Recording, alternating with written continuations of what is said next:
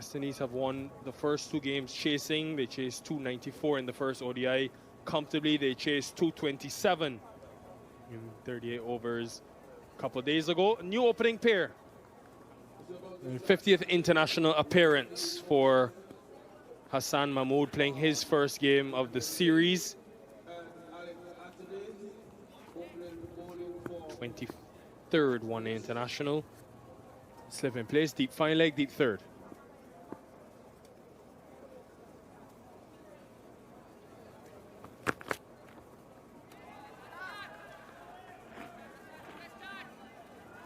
You've seen the new ball bowlers getting a bit of a help. When you see that, it's important that you pitch in the right areas. Good seam presentation, and also the moves away, the outswing going in his favor. Again, the strong breeze. And they've got to use to their advantage, the bowlers, because this is a very good, it's a belter of a track.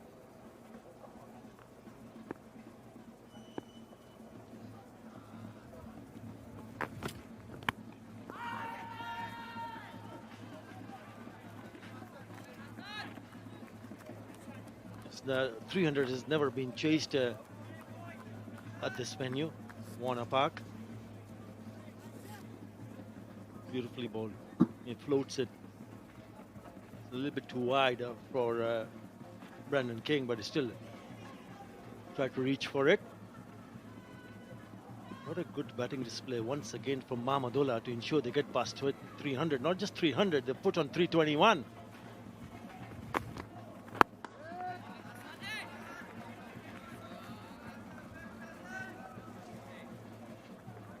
Which is also Bangladesh's highest total against West Indies in West Indies. The batters have done their job. Now it's up to the bowlers. And he's been in a very good form also, Brandon King.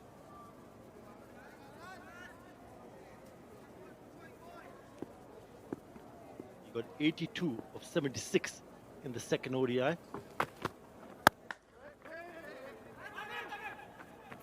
The one thing that stood out about that 82 is that there was the tempo. He was 30 off 32 after the power play, and then it continued throughout the middle overs where he was able to capitalize in very good batting conditions and just maintain that runnable tempo throughout the innings. No Evan Lewis today, so Anthony is stepping up. Plays Shimon Hetma in the squad.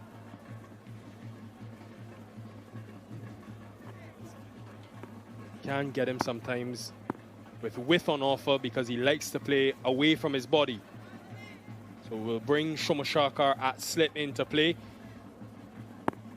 Mahmood will naturally get the ball to shape into the left-hander. Deep fine legs come a bit finer.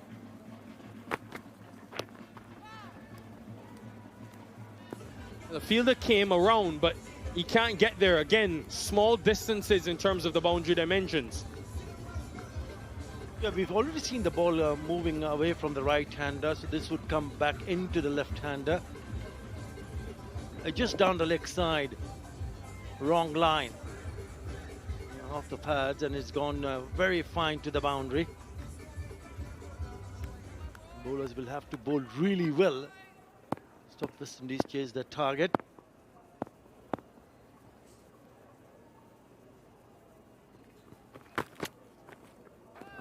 You can get him sometimes. He flirts with danger outside off. 5 without loss.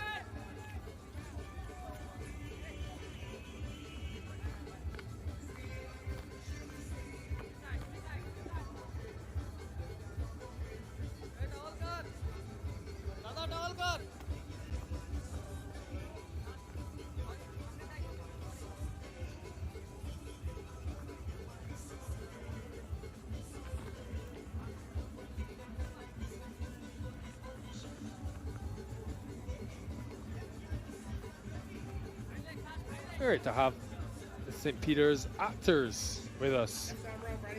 Next generation on the stage. They've got the skill, some flexibility and athleticism. I've seen Atta Ali doing that on the beach.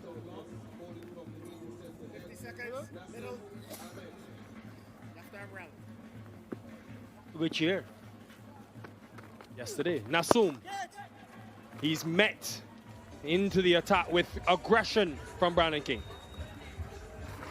He's so dangerous, especially early in the innings. If he's allowed to free his arms, he's going to punish you. Pick that length very quickly. There is a fielder at deep mid-wicket, but it's gone. Now the fielder comes to deep mid-wicket, to a lot more squarer. Bangladesh made 3 changes and yummy. What is that? Down the track this time. Making full use in this power play. Yeah, it's the length. We speak about lines, but I think on this kind of a surface, length is so very crucial. If it's full, he's going down the ground, downtown. If it's short, it's towards mid-wicket area. Really good. One bounce to the fence. Good use of the feet.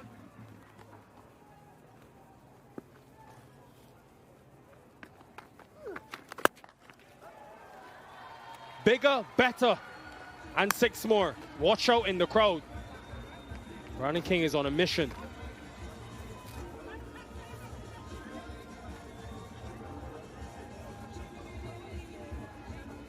It's only the second over.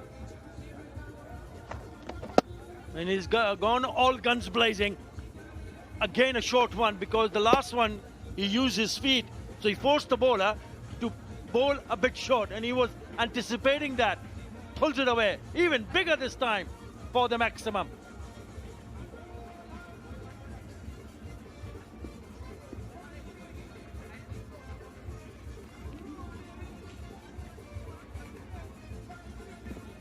Both men have gone deep leg side now, deep long on, deep mid-wicket.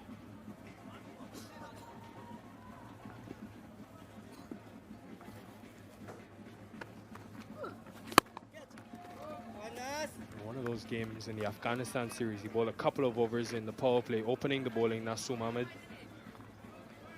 Economy in this phase has been under 4 and over.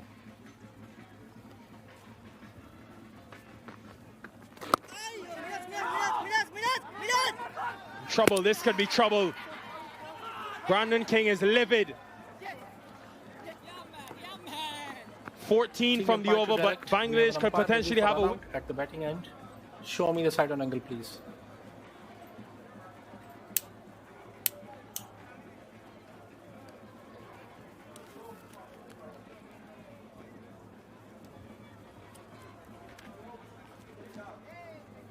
Yes. Yeah, one more frame, yeah. Bails are off and the batter is well short of his ground. I'm ready to make my decision. Quite the eventful second over, quite the eventful start. Brandon King, after a blitz, is gone. Run out. He's gone for 15. 19 for 1.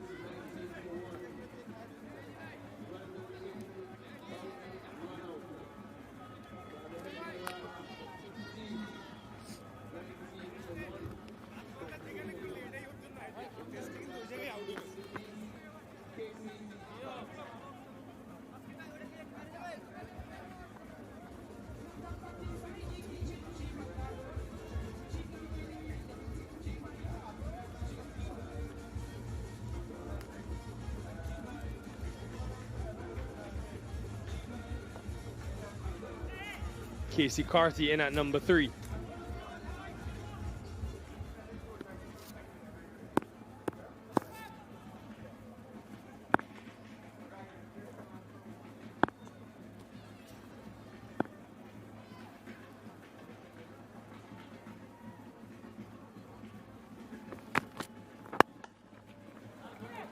Athanaze will pick up his first boundary.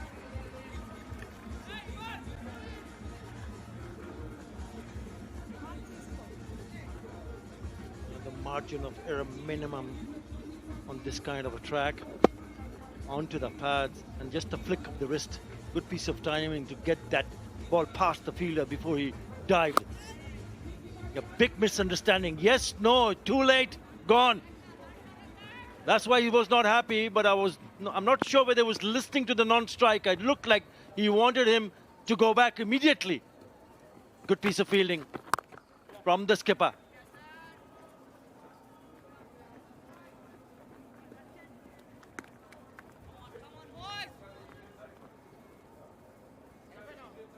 Brandon King was adamant that that was a run.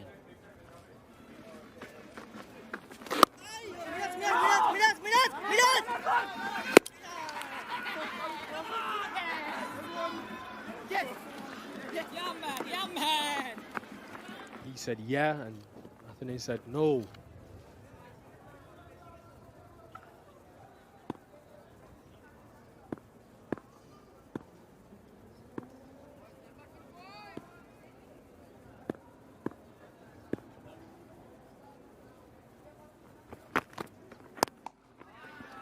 This has been their problem at Wells. We've spoken at length. We spoke to Floyd Rufa yesterday about the improvements the batting have made in the middle overs. The issue for the West Indies in this year, especially the games that they lose, is their power play batting. In the matches they lost, 6 ODIs they've lost. Average is 14 per wicket with a run rate of 3.5 runs per over. 15 wickets in 6 games. It's been the issue when they bat first as well. So we're hoping to put that past and try to build and solidify a platform with these two.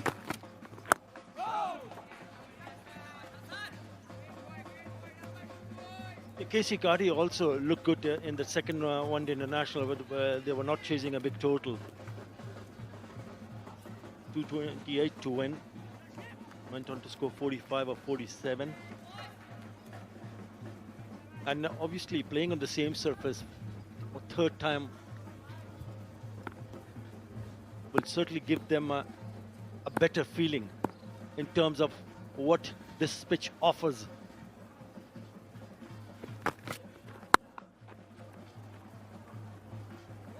Well fielded by Taskin.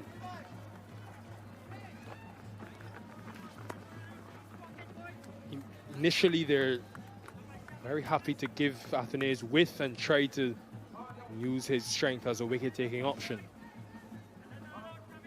Yeah, very good work in the deep from Taskin Ahmed. Had to dive and timed it to perfection. Very good work. Tucked the boundary for sure.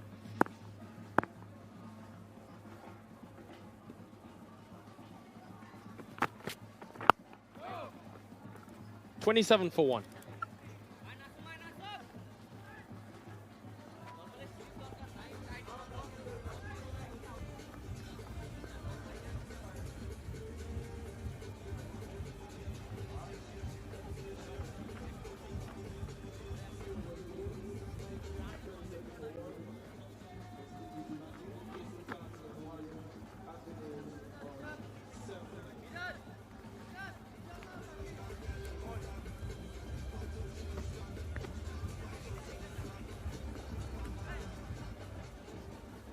It begins over 6 runs and over. So the West Indies will have to show proactivity. Nasum Ahmed continuing.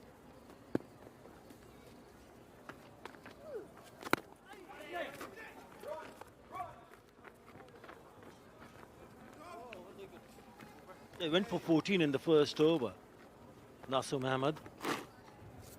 But Madison Mirage has kept him on. The economy is good, under 5 runs and an over.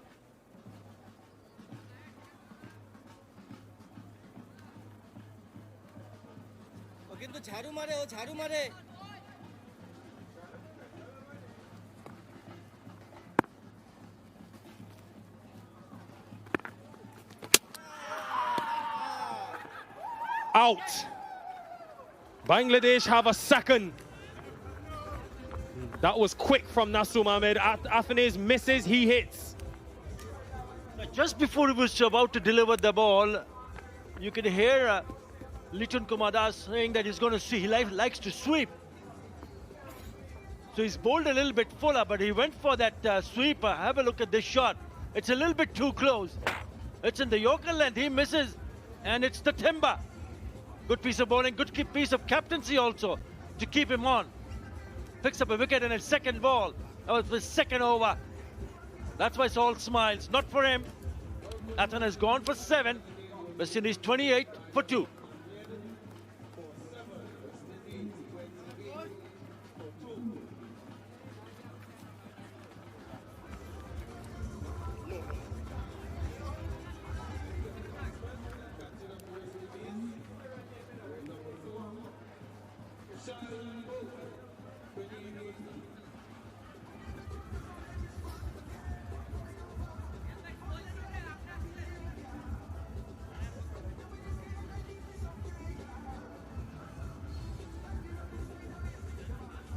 Captain Shea Hope walks out to the middle, averaging 73 against Bangladesh with 300s and 550s.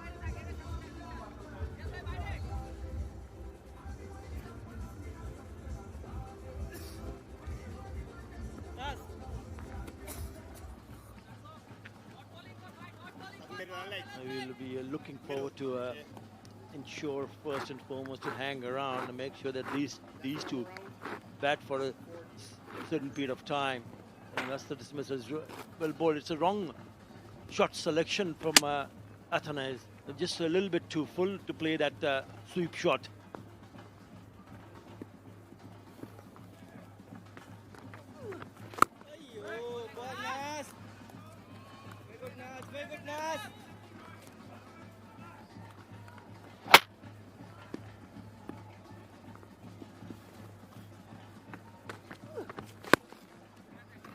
Just going to ask you, Atta, where would they have gone with Nasum, who's only bowled a handful of overs in the power play over maybe someone like Taskin with the new ball? Well, if he can do what he has done so far, then why not? Why not see what the spinner can do, especially in the power play? It's a bit of a gamble, isn't it? To have someone like Taskin Ahmad in the ranks and you're not using him up front. But so far it's worked for Mehdi Hasan Miraj.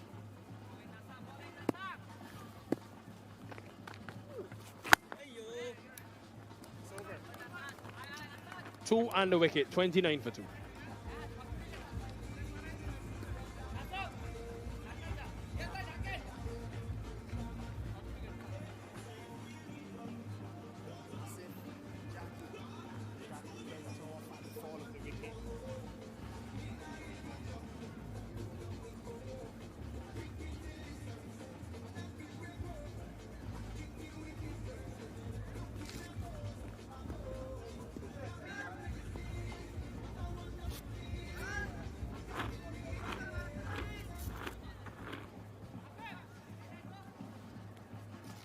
Power play woes continue for the West Indies. These two have been in this position before, Shea Hope and Carty. No Nahid Rana today, no Shoreful Islam. Extra spinner who we've seen along with Hassan Mahmood. Taskin coming back in.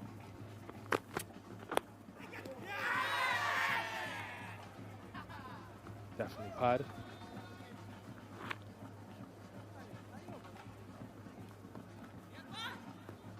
Important for Hassan Mahmood to target the stumps. At times he's drifted down the leg side. He just takes the pressure off.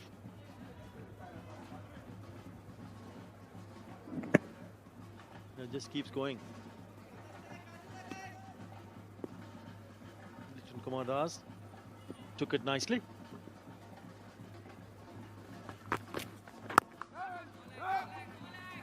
Now that's the area that I'm talking about. Back of the length, top of the off stump. You know, to the pads and then to the keeper. And if you can bowl in that area on a consistent basis, then that required run rate will creep up.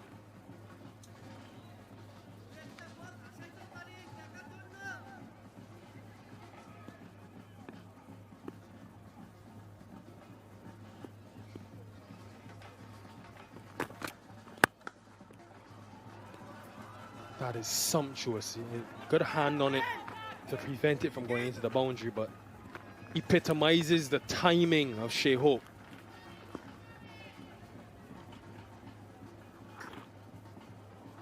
So eye-pleasing. Pleasing on the eye, full delivery. Beautifully played. Picture perfect from Shea Hope.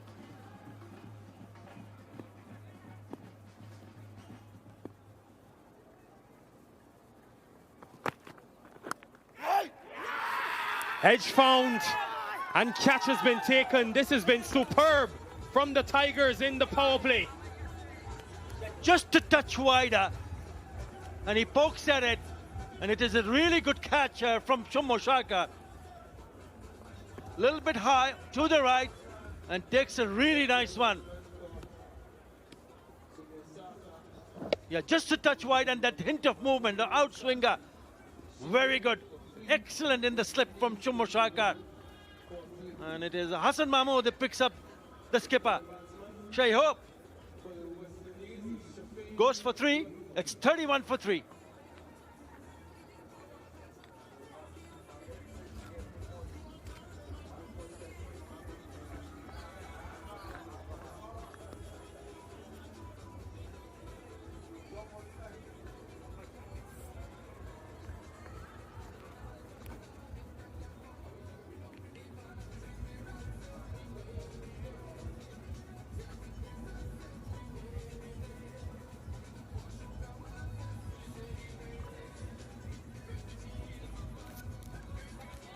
Sherfade Rutherford, who is in the run of his life.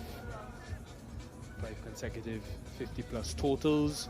Who finished the game for the West Indies a couple of days ago. Traction. That's better. Another left-hander.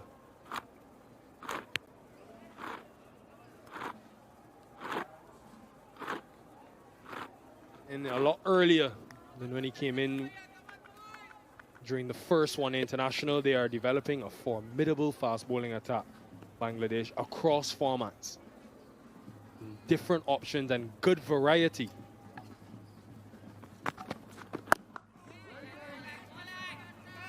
Excellent here from Hassan Mahmood, attacking the stumps, nothing down the leg side. And then he forces Shea Hope to chase that wide delivery. Very good, it was going to his right. So Moshaka hangs on to it.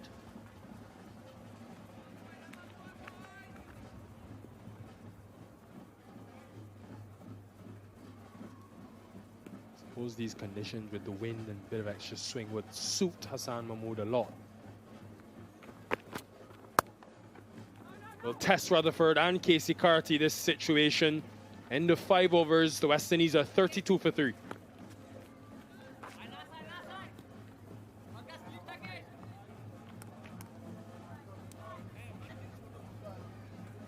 Great place to spend your Thursday afternoon. Head into the weekend, we begin the T20 action.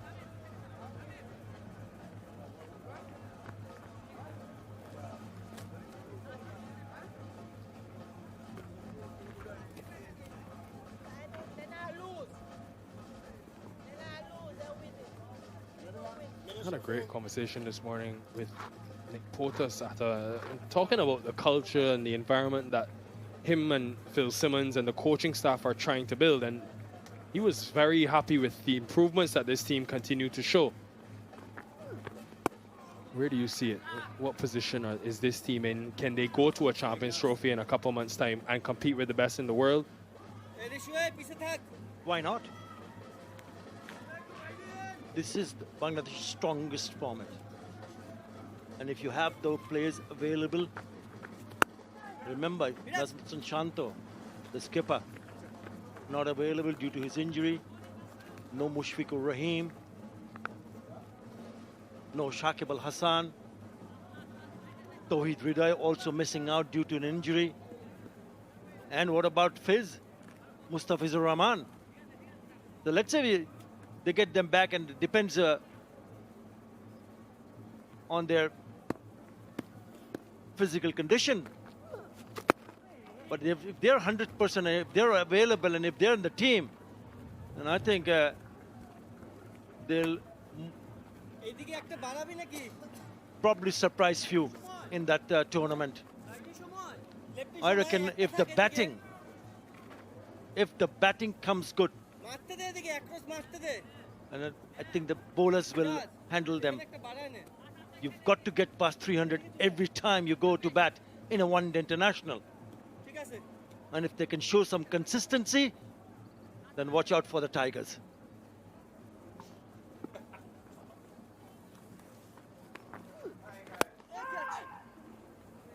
Almost carried.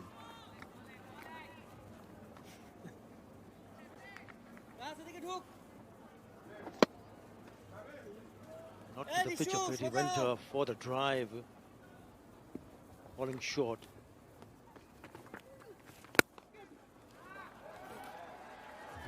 That has been clobbered through a cover region that Sherfin Rutherford scores often. They made some room and played it inside out. Just going down the leg side a little bit. Just on the leg side, opening up the offside and blasts his way to the boundary. Shot. It's off the stumps.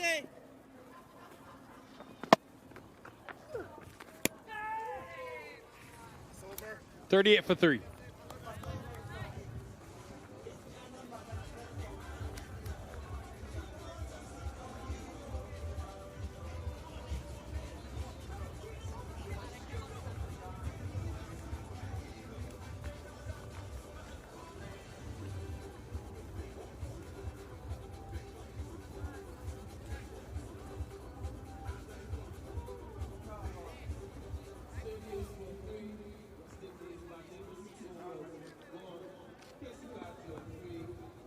Miami Express making its way across the ocean.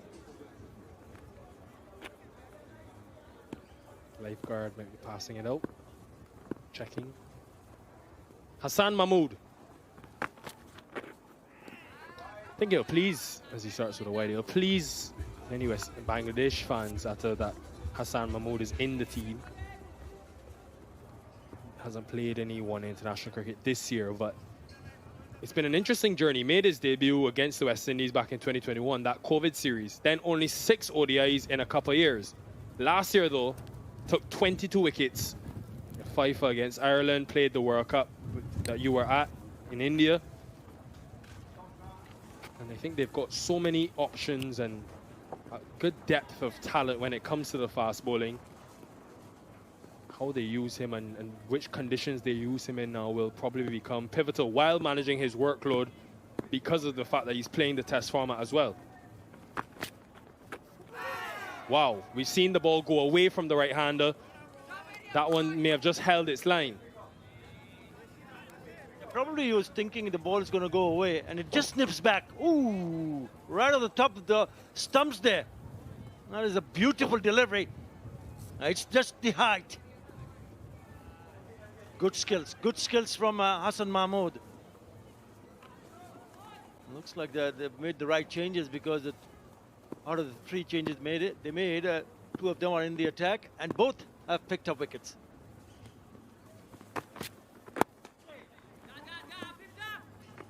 The precision has been good. It's only 7 deliveries for Keacy Carty, but the precision in finding the gap and being able to get off strike has been good so far.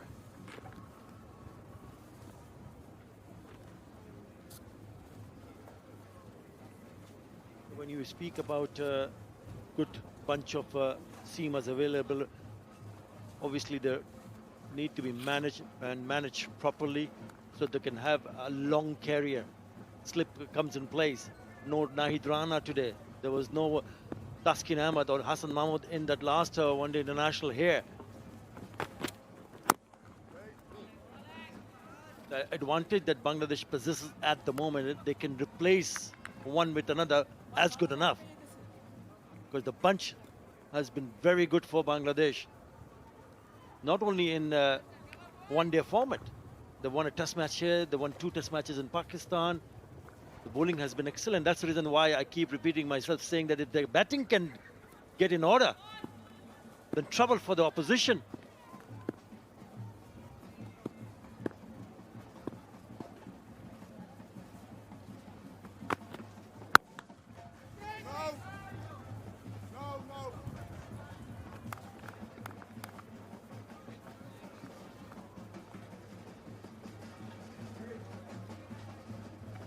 I'd be really curious to see who Phil Simmons and Andrew Adams think are their best three. The extra pace of Nahid, I assume you want him. Then you have Taskin as the leader of your attack. He's excelled across the three formats. And who else pairs him? The Fizz, then he comes back maybe. You have Shoreful, Hassan Mahmood, you've seen with the new ball. If you've watched Keacy Carty before, you know that that is a strength of his.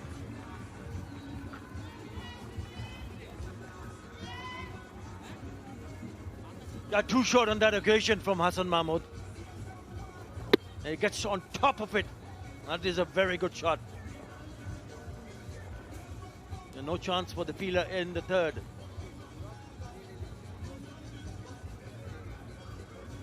Even though they've lost 3 wickets, they haven't gone into a shell, the West Indies. There's been intent. They're looking to get off strike and looking to score. And then when the opportunity to score a boundary has presented itself, they've taken it. Deep third and deep fine leg still.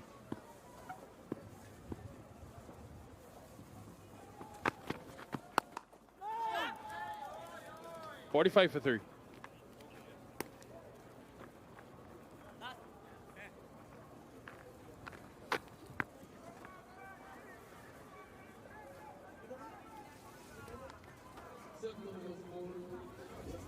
Taskin and Bangladesh have enjoyed their experience here in the Caribbean. They've not always had the best of times.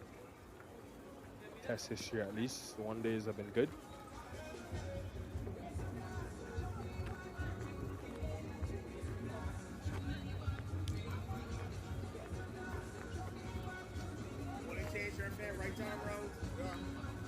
West Indies in pursuit of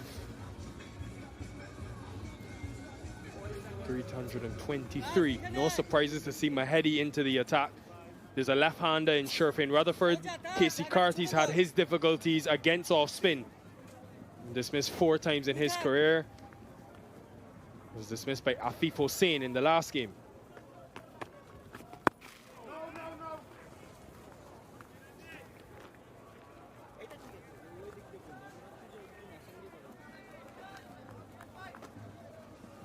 Interesting move from Medius and Miraj. Gone past 100 wickets, now 110 wickets.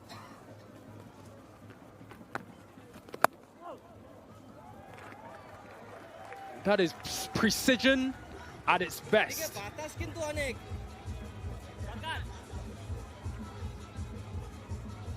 This is such a good shot from Rutherford. He just played it so late. Square of the wicket. What a lovely shot this is. He knew he was in business. Once it get past the fielder, inside the circle, no one at the back. The 4 on the offside.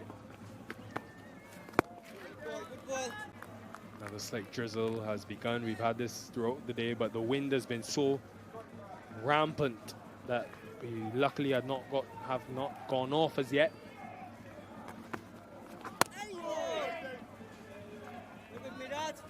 It's a better plan to bowl on stumps, because the moment it drifts down the leg side or the offside, it's trouble.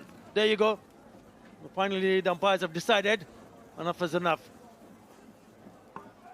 And the wind direction changed a few overs ago, and it was coming, seemed to be from the north. So that could be why this rain is down, but hopefully won't be too lengthy of a break. It is blue skies above. Had about a 25-minute interruption, the resumption.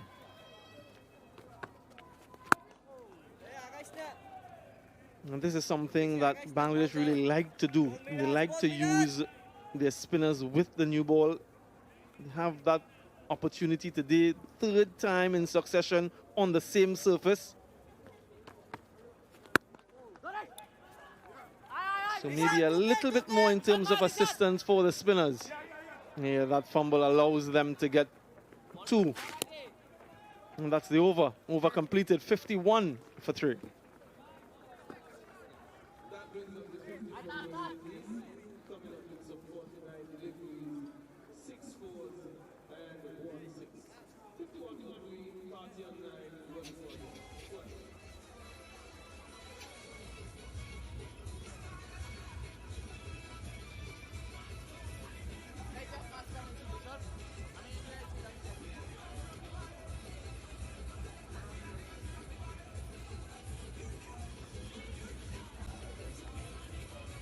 Change in bowling from the Lozak road end. Taskin Ahmed comes into the attack. He missed the second ODI.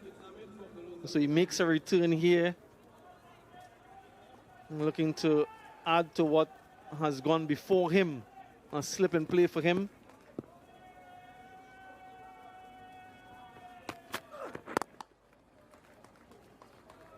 I will think about 2. Yeah, wants it. Good running from Keacy Carty. Good decision. And just to remind you, viewers, then there has been no change in terms of overs. It's still a 50-over side affair. Just a 25 minutes lost. We have up to 60 minutes to play with before there's any sort of reduction or deduction. And so still have their full allocation left, the West Indies. Mali Richards alongside me. Mali, when you look at someone like Shofin Rutherford and the start that he's had to his one-day international career, very impressive. What stands out to you? Good afternoon, Sammy B. Good afternoon, everyone. Yeah, Shofin Rutherford, just a player on the up now. We're seeing all the development of this man in the limited overs game. Thing that really stands out for me is just how he's a man for all seasons almost. He's a man for a crisis. Can also come in when the platform's been laid and really make teams pay towards the back end of an innings. But here it's a fantastic opportunity for him. West Indies 3 down within that first power play. It's just giving him an opportunity to take his time and assess conditions. If you remember, in that first ODI, scored his maiden ODI 100. Shots all around the ground, off the front foot, off the back foot, strong straight. It's got those fast hands on show in that 100. So yeah, he's just a player who's developing innings by innings. And another opportunity for him here to play a match-winning innings for his team. Yeah, that's with the wind. And goes for 4. And so errant in terms of line and duly dispatched. Yeah, once again, those fast hands on show by Shofin Rutherford. Doesn't have the biggest of foot movements, not the biggest of strides. Just allowed that one to come in, whipped it away for that boundary. He looks very confident, shown that positive intent throughout this series from ball 1. It's going to take a bit of batting and a bit of thinking as well. Just how he builds this innings will be interesting to see. Yeah, that's sort of the length that Taskin is searching for from over the wicket going across the left-hander. He's usually very strong offside, Shofin Rutherford. But early in your innings where you're most vulnerable, it's the best time to bowl those types of deliveries to him. And if you cast our minds back in that century that he scored, Mali was struck on the head a couple times. Really good aggressive short bowling from Bangladesh then, but he was able to put that behind him and still ride those tough moments. Quick single. Really good running and response. 59 for 3.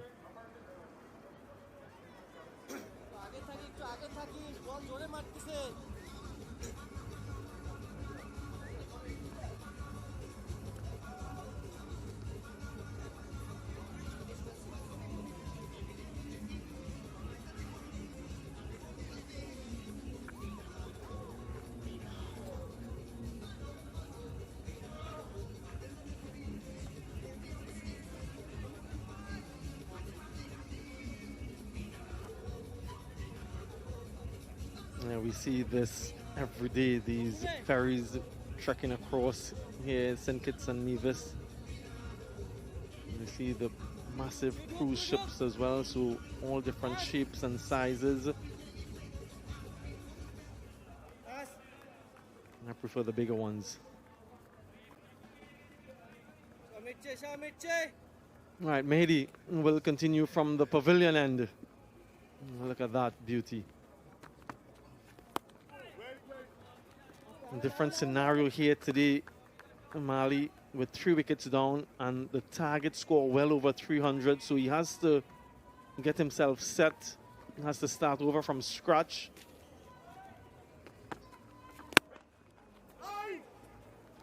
And not only once, twice, there was that rain interruption. So as a batter, it's always difficult to get going again.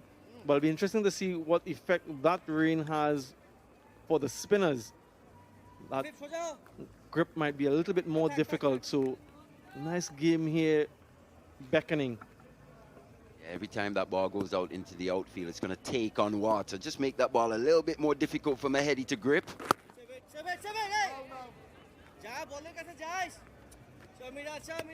You already see a couple of players from Bangladesh, the rags out. So they'll be working hard to keep this ball as dry as possible.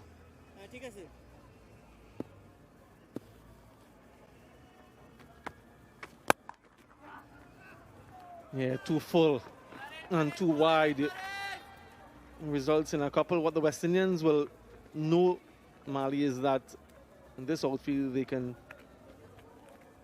take on the boundaries quite easily. They've got the power, they've got the 6 hitting ability, the boundary hitting ability, and so they won't be too bothered by the required run rate and by absorbing a few dot deliveries.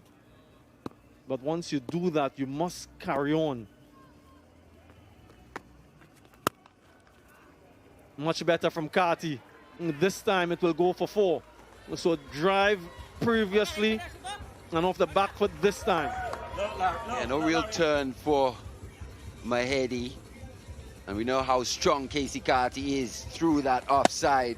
Just created a little bit of room for himself to find that gap. And that ball just sliding on slightly there. Just a bit too easy for a player of Carty's class. Mehdi would know. As we say, the margin for error on this pitch so tiny, not only for the fast bowlers, but also the spinners. Yeah, reinforcements through the offside, a ring of 5.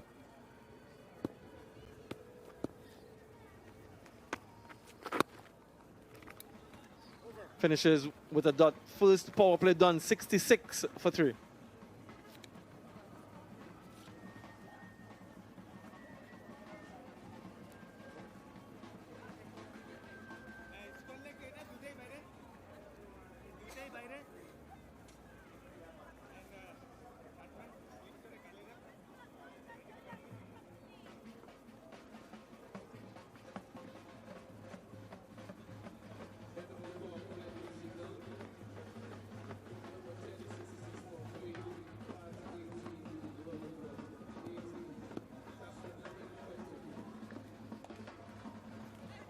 Yeah, at a similar stage, 46 for 2 in Bangladesh. And that's when they had that wonderful partnership. West Indies with those 3 blobs quite early in the chase. Puts pressure on the middle order, middle lower order, lots of batting depth. They have a debutant in the middle though. And therefore the responsibility on these 2. Certainly still in the infancy of their international careers as well. Shafin Rutherford, 12 matches for him. He has some support. The golden arrowhead.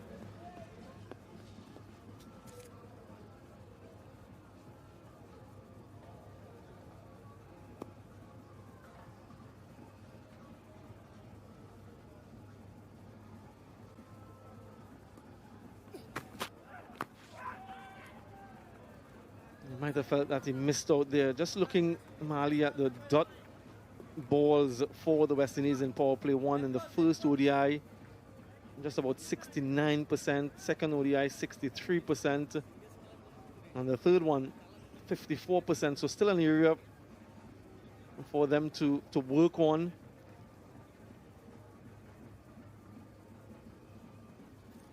gotten a few singles.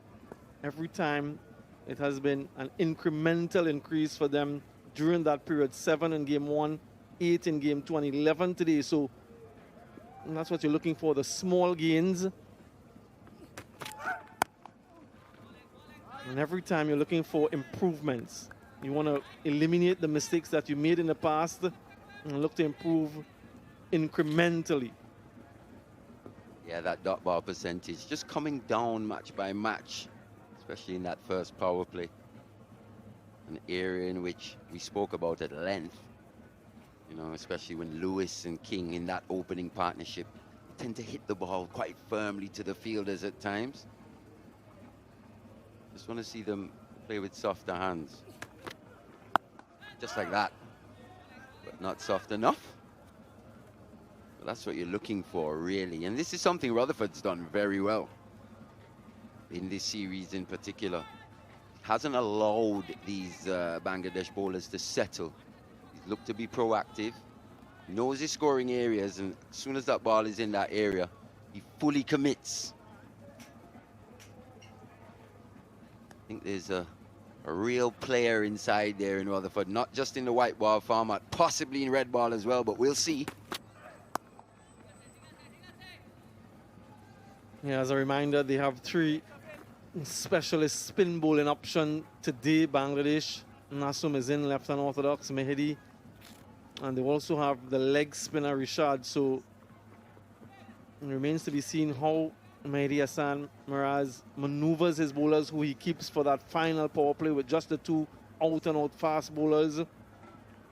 How does he rotate these guys? He will no doubt have a significant role to play.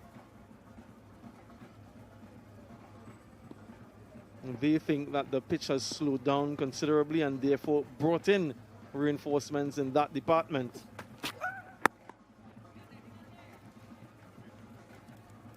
Quiet over from Taskin, just the 2 from it, 68 for 3.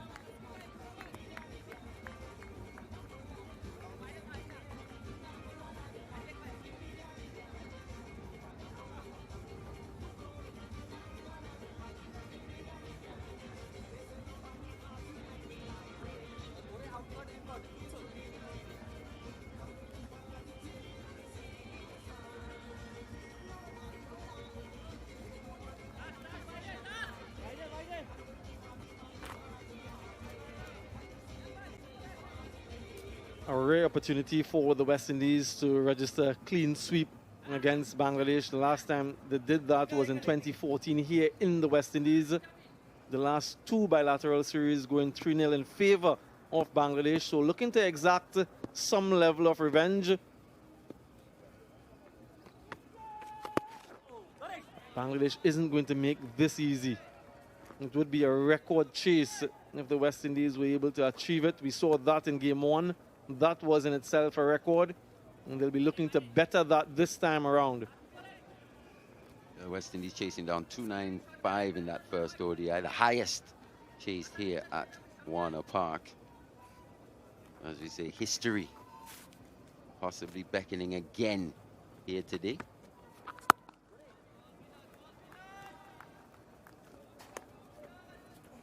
Mehdi will be hoping to get through these overs as well. Into his 3rd now.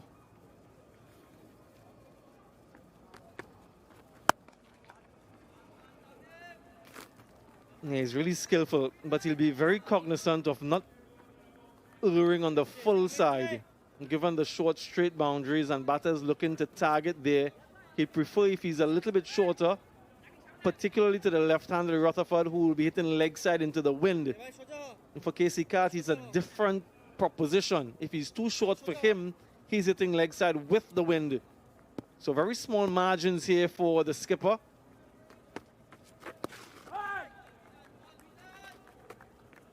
Wouldn't mind too much that the right-hander gets off strike. But he needs to make the adjustment now. He's been spot on with his length since coming back here, since the resumption. Rain break. Not allowing a Rutherford or even a Carty to get under these deliveries. Just there as well, slightly into the pitch. but he's got that length spot on. Just conceded 3, 1 delivery remaining here. We know if anything is near to the slot for Shafane Rutherford, he's going to go. Just like that. Can't close off the over. And that is the sort of length that he's looking for, he's waiting for. 75 for 3.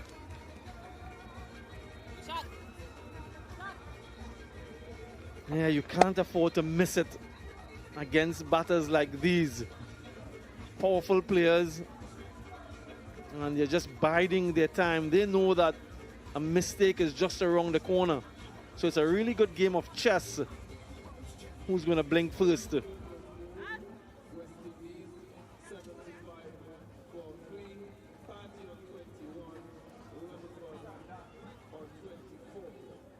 I really like this from the West Indies, giving Shafane Rutherford the responsibility. Some teams might have been tempted to carry him down a little bit lower given the loss of early wickets.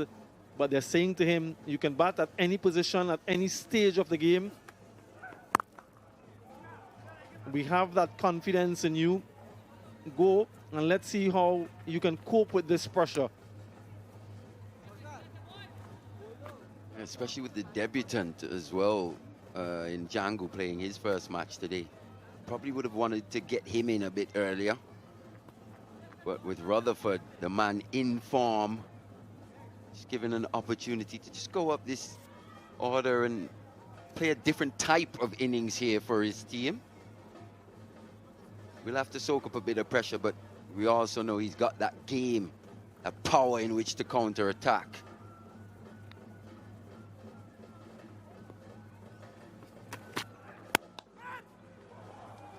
Yeah, again, too full and too easy. He's very strong in that region. Good batting, though. Making sure that he doesn't miss out on these boundary scoring opportunities. Yeah, have a look at the feet here. Once again, he just keeps his footwork to a minimum. Overpitched slightly by Taskin, allowing a player of Rutherford's class to just free the hands, throw the hands at the ball. He's got a fantastic hand-eye coordination, this young man.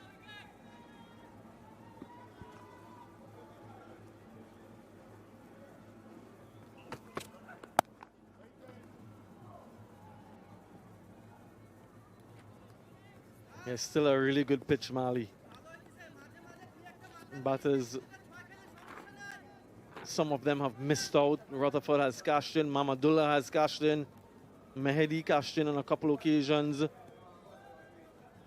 he'll want to cash in again. When you're in this purple patch, you want to make it count as and stretches for as long as possible. It's already a long stretch for him.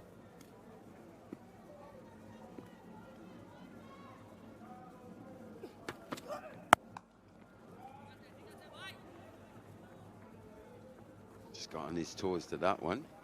What's been quite encouraging from a Shafane Rutherford has been the concentration levels.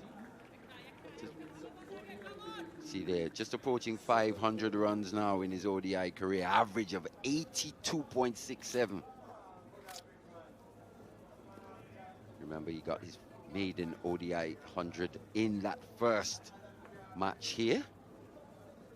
113 match-winning innings.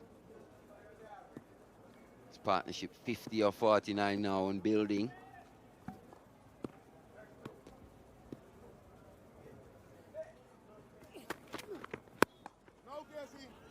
And there's always that self-realization, that learning that takes place. And for each player, when you have a good performance in that first ODI, he was 19 from 29 deliveries. And then he got to 50 from 47. And he raced to 100 of just 77 deliveries. So that understanding that you have more time than you sometimes think. And now that he has sort of a template in which to work, expect him to score a lot more runs.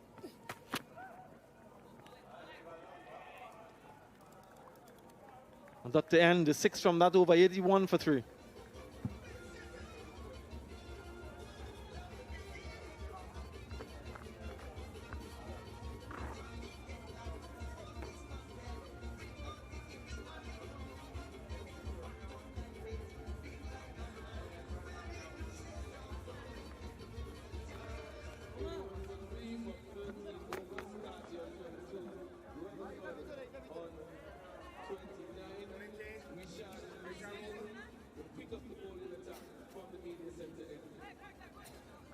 Required run rate just above 6.5 at the moment. In this partnership, 50 or 51.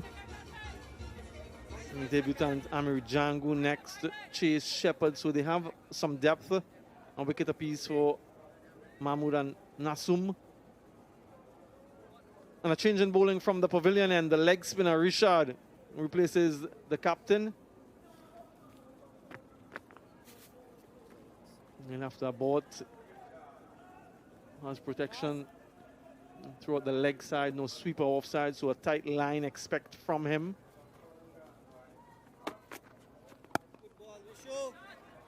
A really good start, and again it's the same as for Mehedi, the length that you bowl. If you have to, you're thinking to yourself, I prefer to be a little bit shorter than a little bit fuller.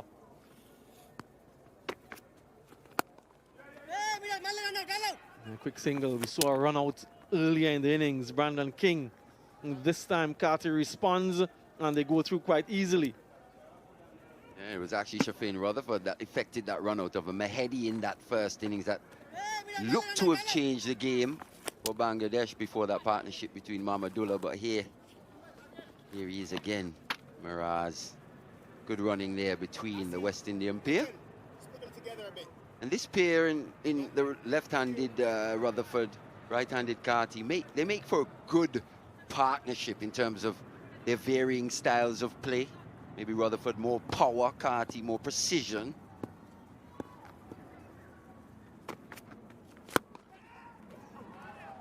This one just past the man at extra cover. It was aerial for a bit of time. Looks like Afif there in that extra cover region. It was hit sweetly. It was hit sweetly indeed. But it was in the air, looking to access the offside, staying a bit leg-side-ish. I don't know, I think that could have been taken or should have been taken. Looked to have just mistimed the jump slightly. Yeah, definitely a chance to Afif that delivery, a couple deliveries ago rather. Yep, maybe got to him quicker than he expected. It was timed well by Keacy Carty, and that's perhaps what saved him.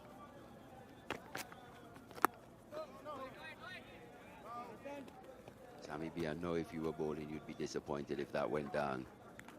Definitely. Seemed to mistime the jump. It was hit, timed well, but at this level, you expect those to be taken.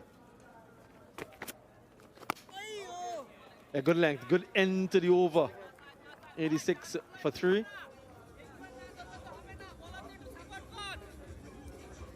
Yeah, not to the pitch of the delivery, so he hit it on the up. Look at him go up.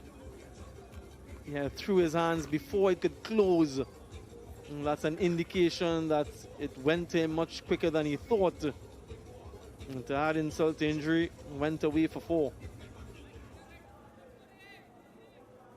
Actually spoiled a pretty good over from Rishad there. Could possibly picked up a wicket. Yeah, that poor bit of fielding just spoiling the over slightly for Rishad Hussain. It's going to be tasking again from the Lozak Road. And this is with the wind, but fielder settles under it. And that's the wicket. That's the big wicket. Look at that reaction from Taskin. It's short. They've targeted him with that type of delivery. And they get the reward. It's a big blow here for the West Indies, the man in form. Once again, it's Taskin Ahmed epitomizing this Bangladesh spirit. Hard length into the pitch. Swiveled on that one. How many times have we seen Rutherford play that shot? This time, not quite out the middle. Good sound catch, and look at Taskin. He is over the moon. He knows how big a wicket that is. Rutherford has to go. Perishing for 30, 86 for 4.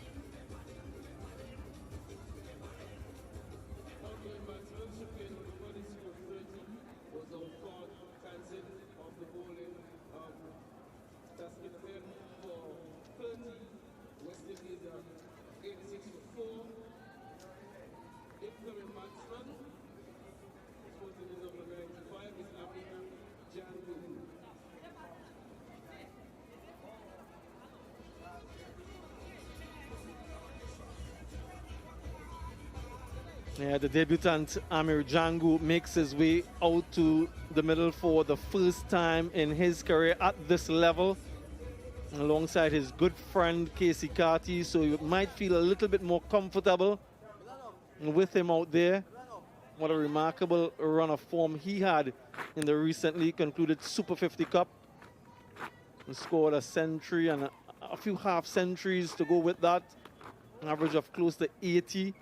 And those half centuries were significant half centuries as well. 96, 93 not out, 70 not out to go with the 111. His first ball in international cricket.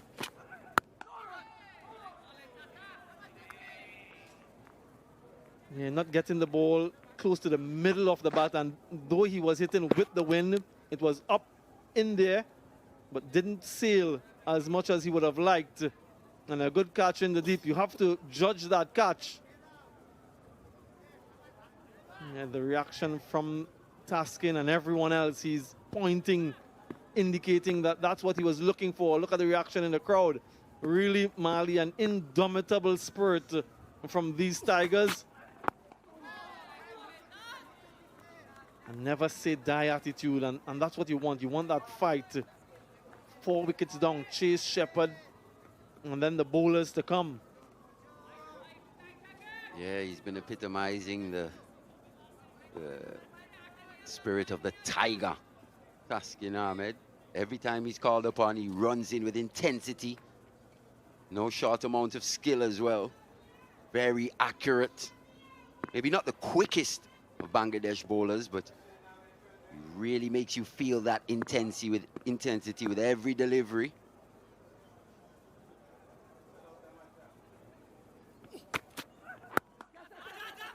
Off the mark, is he? Direct hit, and he would have been gone.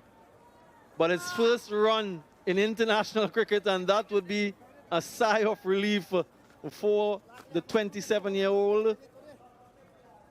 It was risky, quite nervy, but he gets there. We saw a bit of nerves from Jediah Blades earlier, and just here, Jangoo again looking to get off the mark. Not quite a run. Jaka Ali having one stump to aim at. Jangoo nowhere in the picture. He would have been very disappointed to go in that manner on debut, but he survives. Look at that. Wouldn't have been close. Even the fans are saying, whoa, that was a dicey one, youngster.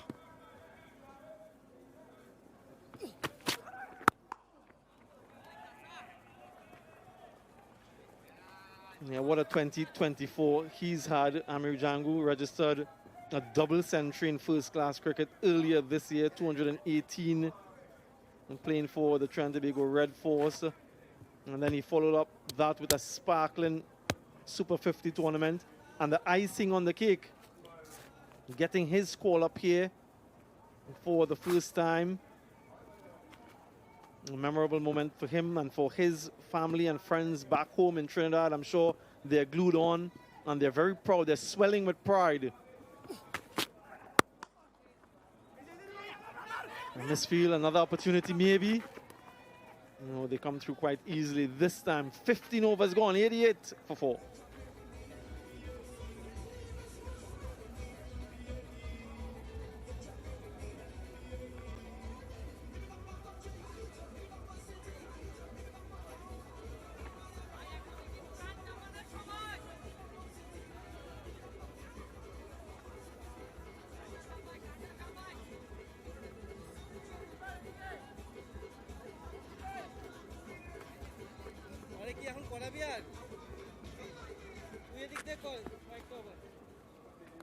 Yeah, we saw in a feature with this young man about the importance of his family members in his career and his growth. And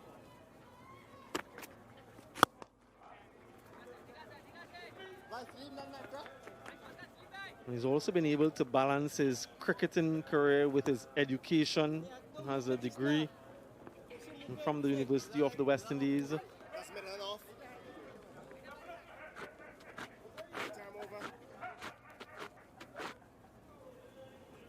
And so that is such an important part of your development, being able to have that balance. So he's shown that it is possible. Now he's living his childhood dream.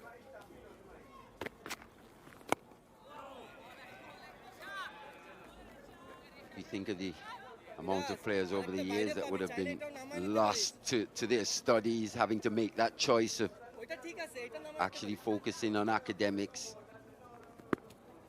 and sports, trying to differentiate between the two. But here it's good with the UE system and the CCC. Also offering opportunities to players who want to also continue academically and still try to develop themselves as a cricketer.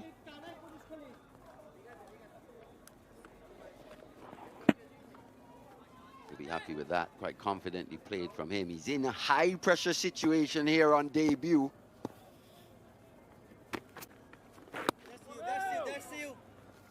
Once again, good length this from Rishad. So he's backed up what was a pretty good first over.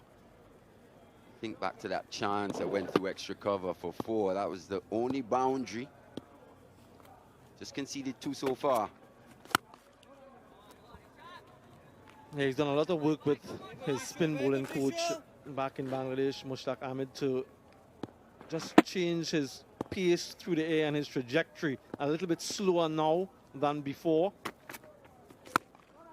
And still finding the ideal pace to get the most turn, 90 for 4.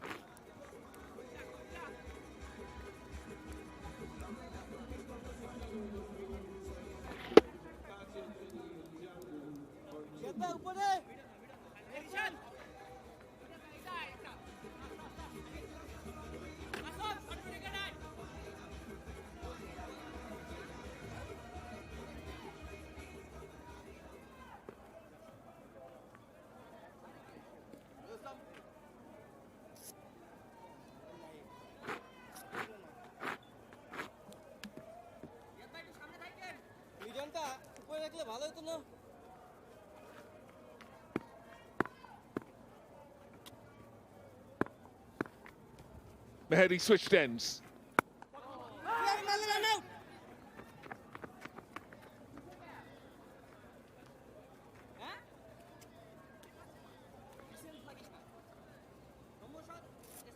Miraj দুইজনই চাইতেছে এক এক করে খেলতে, বড় hit করতে this এখন না, মানে বামাতির সময়।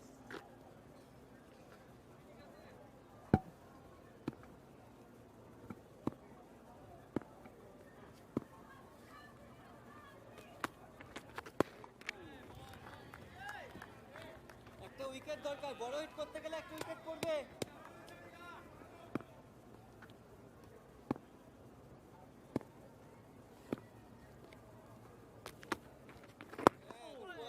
আপনি একটু উপরে থাকিস, গ্যাস আসবে কিন্তু তোর কাছে। উপরে থাক, উপরে থাক, গ্যাপ ছোট হয়ে যাবে। Number 231 required.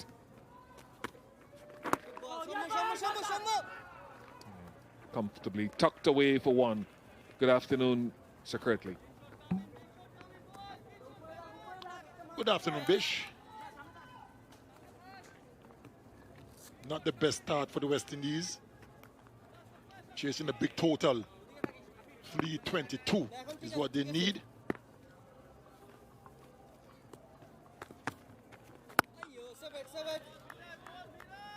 Already lost 4 wickets. So at this present moment, not looking so good for the West Indies. But Bangladesh will be very happy with what's going on.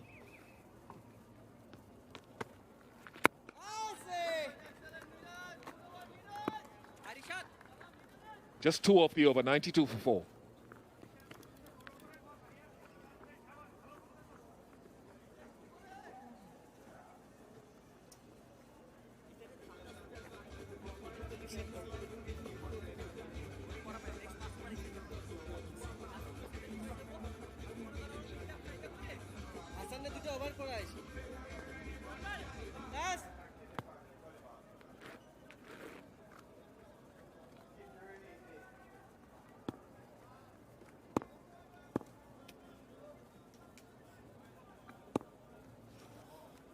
Rashad Hussain. Nice, very nice. He found the gap, which was like finding a needle in a haystack between cover and extra cover.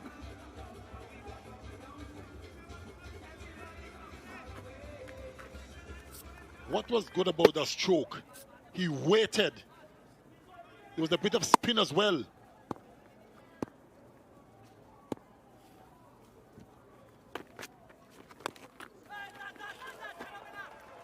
Oh dear. Overcompensating this time from Rishad Hussain. And with no fielder at fine leg, always going to be a boundary.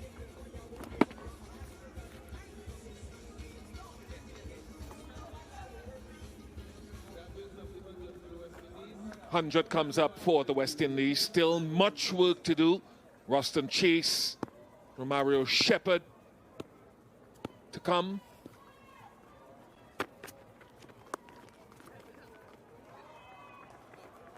We'll be hoping that these two can acclimate themselves into a significant partnership whilst Jangoo tries to entrench himself. Carty already on 38 at nearly a run a ball.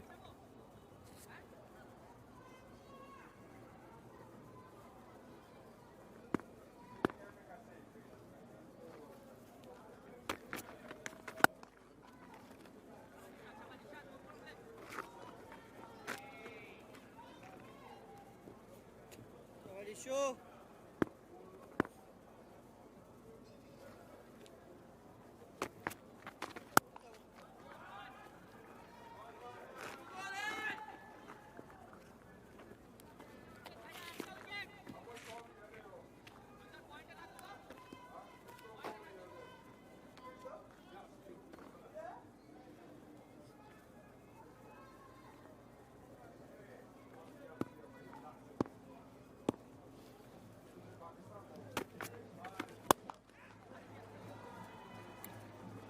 Just gripped in the pitch a touch. 103 for 4.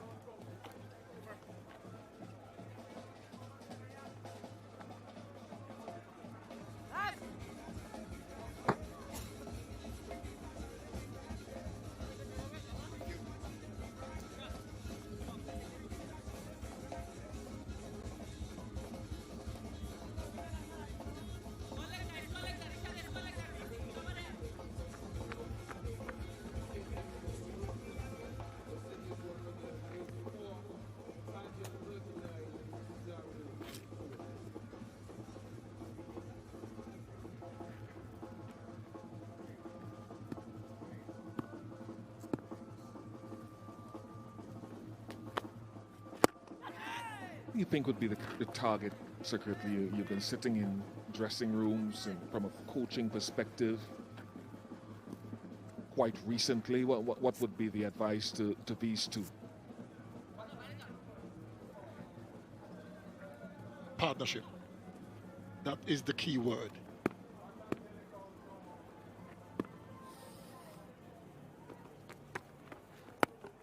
Still got a lot of overs to go. So if they can put on a good partnership, still a very, very good surface to bat on.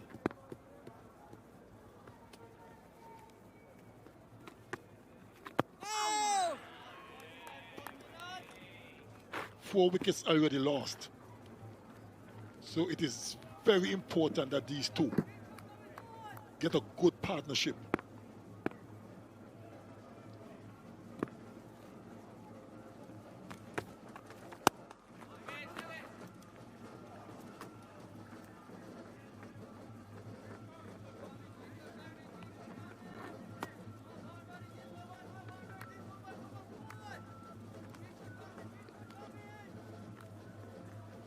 পিছের লেন্থে করিস, বেশি মুখে হালকা একটু স্টাম্পে পিছের লেন্থে করিস।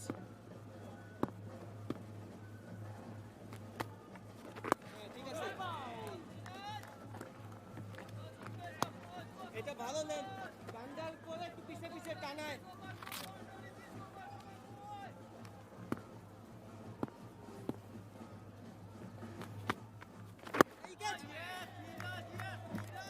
gets through his overs very, very quickly. Mehdi Hassan, 105 for 4.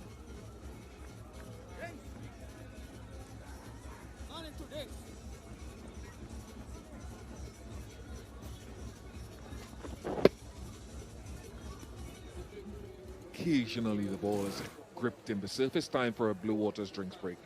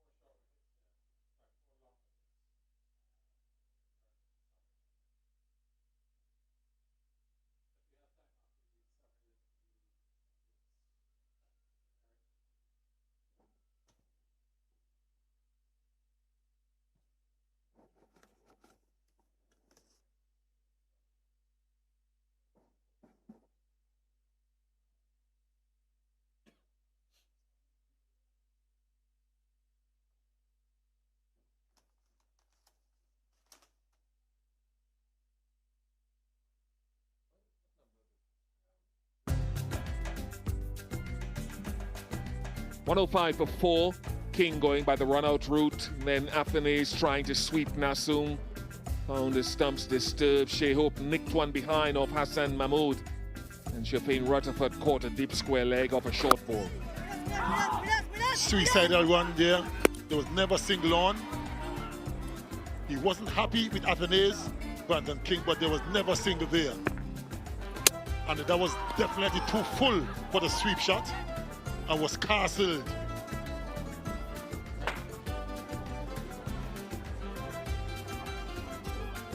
And the big wicket of Shea Hope, the skipper.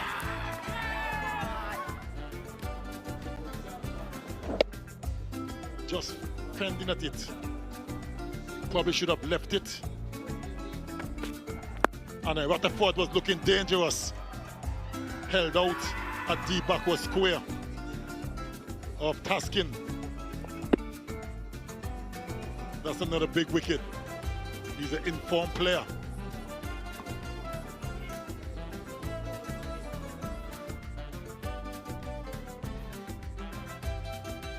Wickets for Hassan Mahmood, Nasum, Taskin so far. As you saw, the other one was the run out of King. The asking rate now is just touched 7 and over required for the West Indies.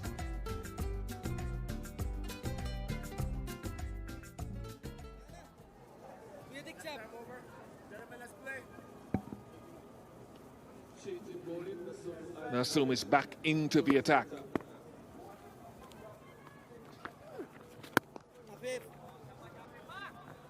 Ball pretty straight in his first spell. Attacked the stumps quite a lot to left and right hander.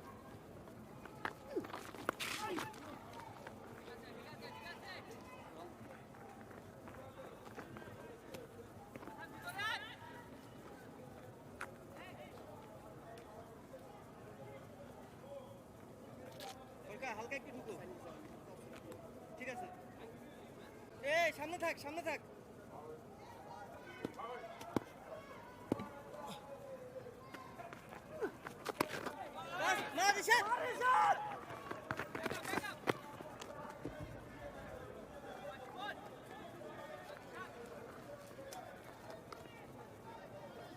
It's going to be very important that these two, Carty and Jangoo, at least, but up until maybe 35 overs, and then see where they are and take it from there.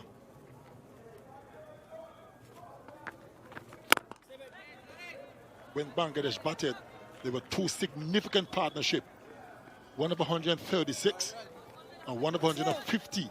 That made the difference with them getting to 321. So partnership now is of utmost importance.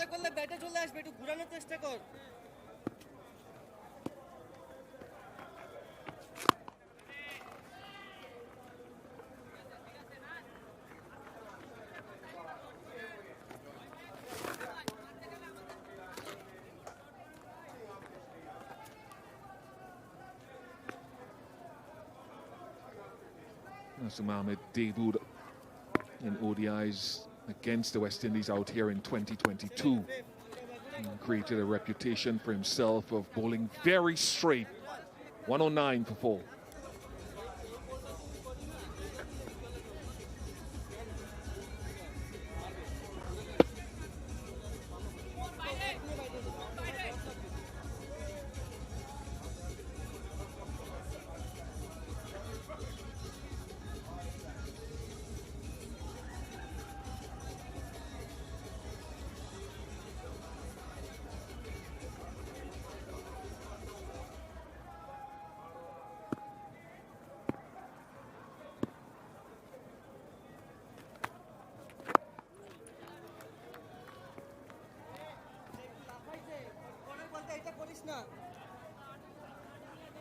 Just a confirmation of Nasum today in 63% of deliveries hitting the stumps.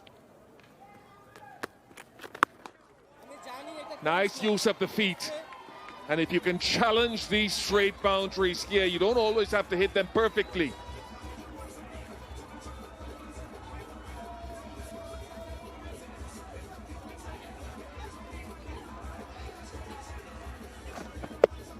Into the wind as well. Got the height, got the distance. Well played by Keacy Carty.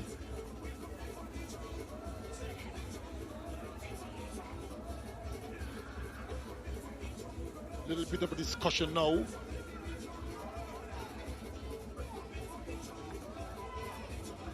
Three fielders have converged. Sorry, make that 4.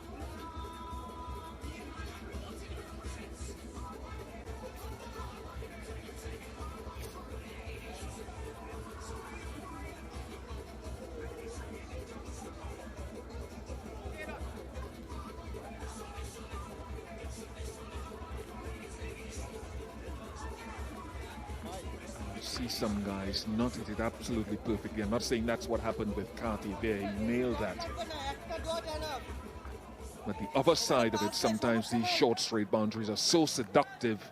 Guys try to create something that isn't there, and you often see them holding out. Nice. Nice touch. This is a very fluent knock from Keacy Carty. A half century to him, getting starts in this series and now getting past 50. He's highest against Bangladesh, and he'll be hoping to kick on even further in what are still good batting conditions.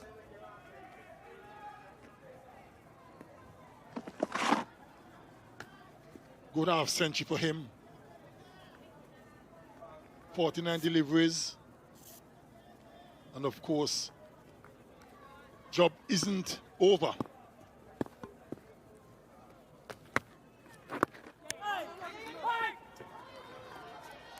Well, what's going on there?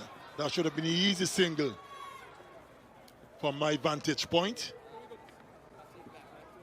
Amir Jangoo was caught napping. Caught ball watching. It was Carty's call. This time, easily taken. 5th half century for Keacy Carty. In addition to that 100 against England a few weeks ago in Barbados.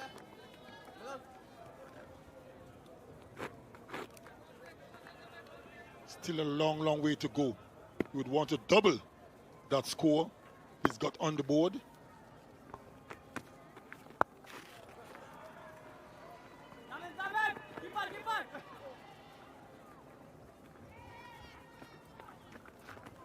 122 for 4.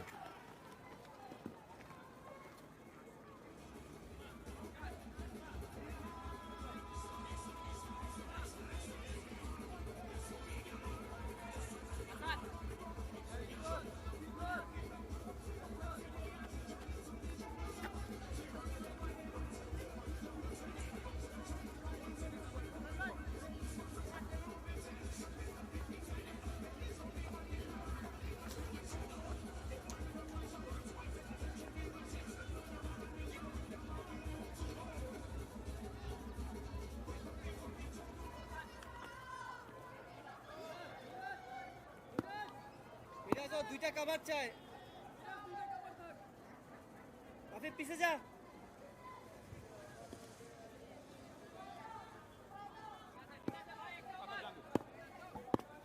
Nasum Ahmed. Oh, lovely touch. That is so silky. It tells you how quick this outfield here at Warner Park is as well. Just using the pace.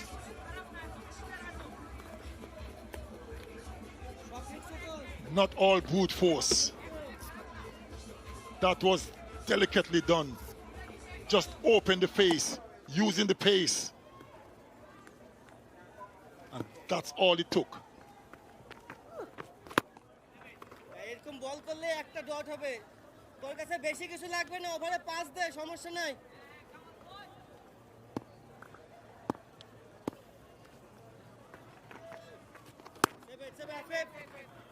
On the stumps again.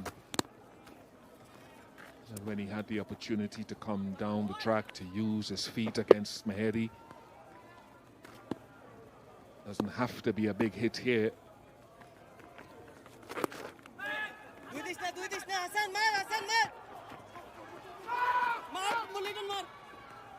He's looked busy today, Keacy Carty. He really has looked, even when he's backing up, full of energy and intensity, as you should. Deflecting the ball nicely, picking up his boundaries. And we've talked about his improved strike rate this year. It continues in this innings.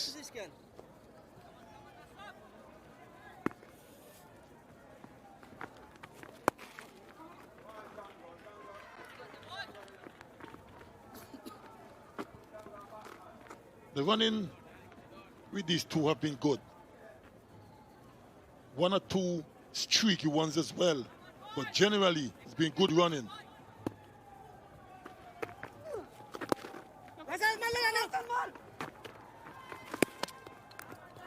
As long as it lasts, I love the way that the wrists are being broken and the back face closing and opening. 129 for 4. And what do I mean by that? Oftentimes you find some of the players in the West going with hard hands and presenting the face of the bat firmly, striking the ball to players. But just being able to close the face of the bat, that's picture perfect there on contact, allowing the ball to slide behind square. And then if it's outside the off stump, opening the face of the bat, deflecting a big part of this game. Hassan's back. Moshe Hope.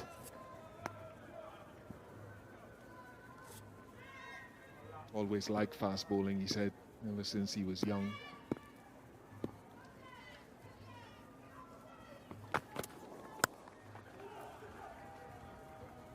Taskin's back on the field as well.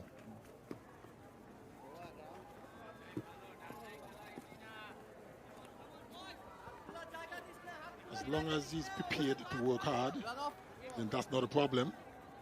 We know how hard fast bowling is, very demanding, takes a lot out of your body.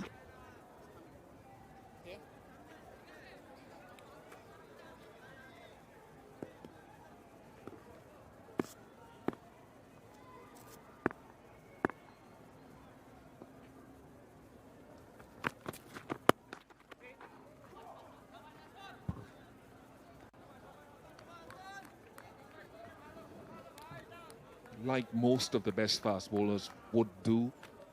He's got a lovely wrist that flicks down behind the ball. He will swing the new ball away from the right-handers. Occasionally use the scramble seam, three-quarter seam.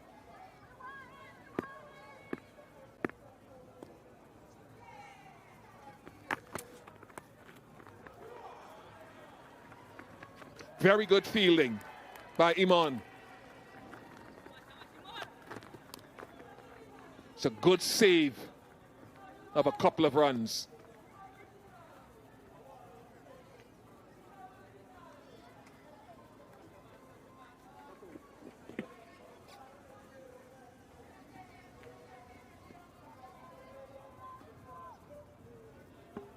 Did well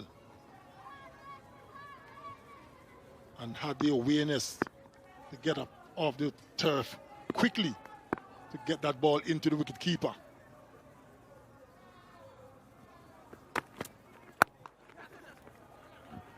Good, very good. Again, you can open the face and you can sort of weight the shot into gaps without banging it too firmly and get off strike.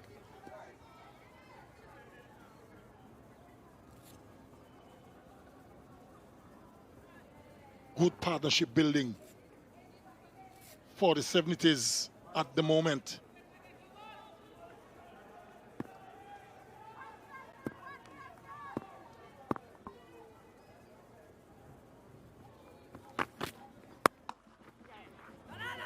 Wow.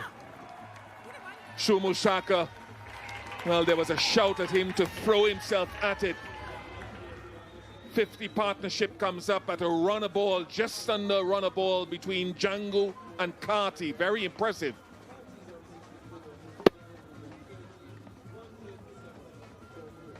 Had no chance. It would have been in vain, too far out of his reach. He did the right thing.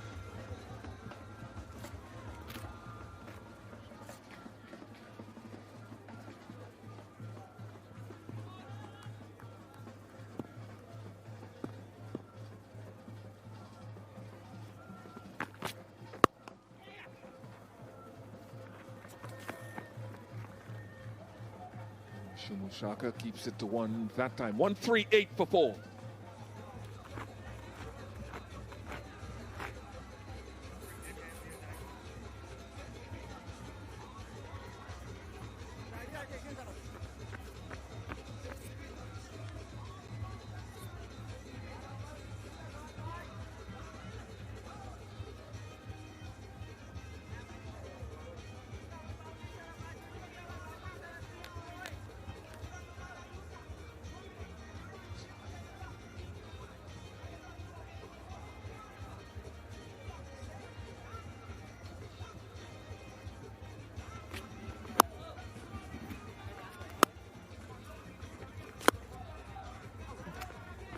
Nice innings from Keacy Carty so far.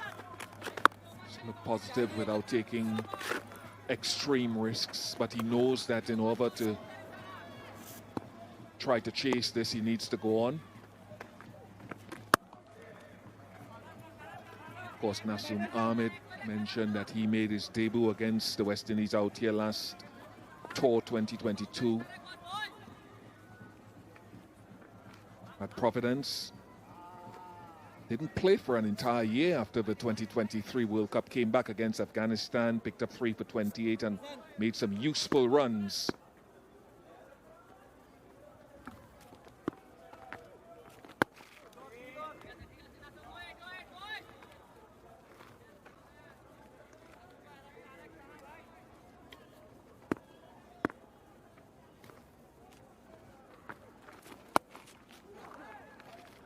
Square leg was going the wrong way. They'll go back for 2.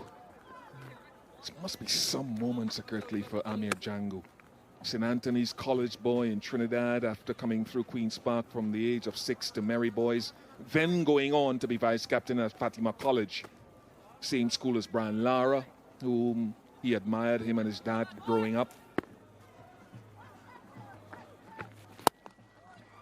Lovely shot.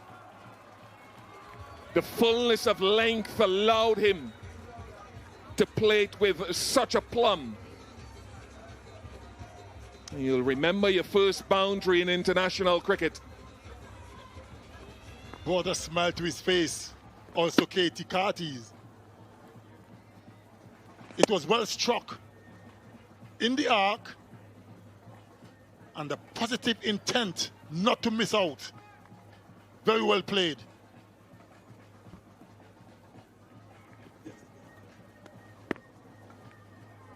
The reason I talked about him, you were at the Jamaica Talawas when they were still in business, when you all won the tournament, the CPL. Jangoo was there. He also played for the Leeward Islands. Yes, he was with us. He's the guy to get along with. Willing to learn. You could see from time to time picking Shiv's brain, being left-hander as well. 146 for 4.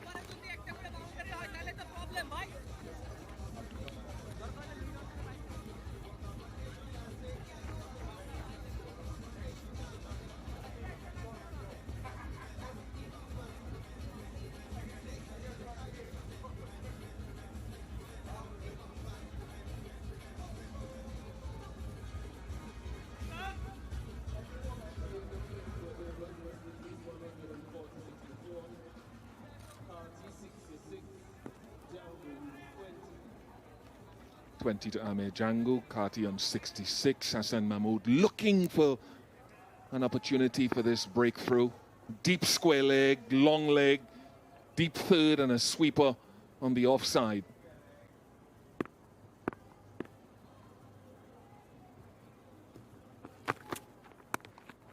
That's secretly you were saying that he's always eager to learn. That's what I'm hearing from guys like Riyad Emirates who have worked with him, from Jaden Seals, from one or two of us who say he's a team man. He will do whatever the team requires. He's open to learning, and the evolution of his game. Bournes Road in St. James was close to where I live in the West Trinidad. This comes across as a student. I suppose he went to 2 really good colleges, St. Anthony's College and Fatima College.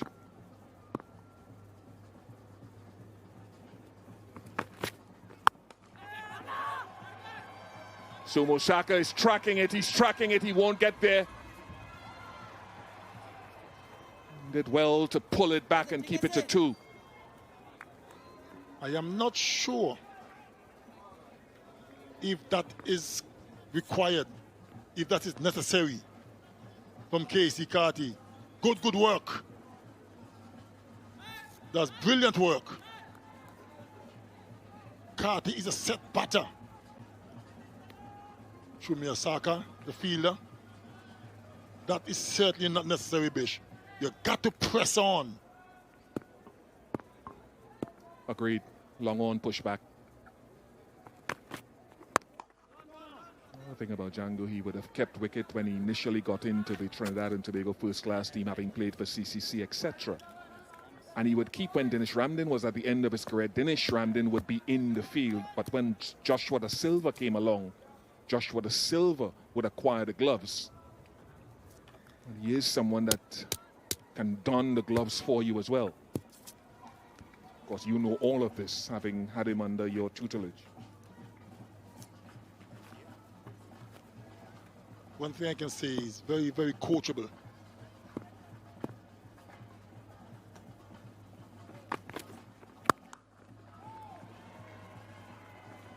If he plays or he doesn't play, his attitude remains the same. There's not been one players who are not in the final 11 and attitude is different. With Jangoo, always the same. Slow ball, that single brought up 154 the West Indies. Taskin Ahmed, you think will come back and bowl a few overs. Curtly Ambrose will be out there in a while, emulating what those little kids are doing there.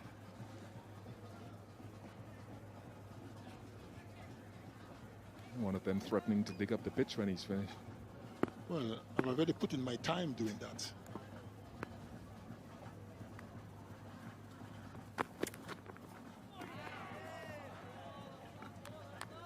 Bangladesh probing, trying to find a way to break this partnership, which is 64 to run a ball.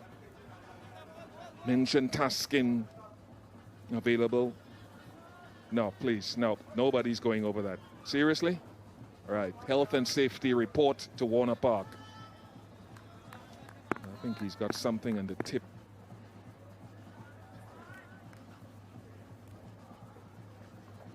Not so sure if that is acceptable.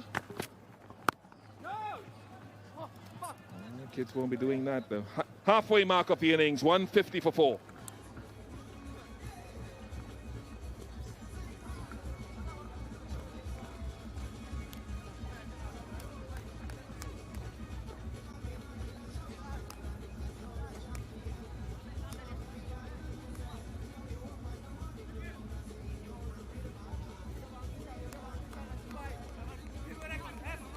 Mama, you need to join your masters.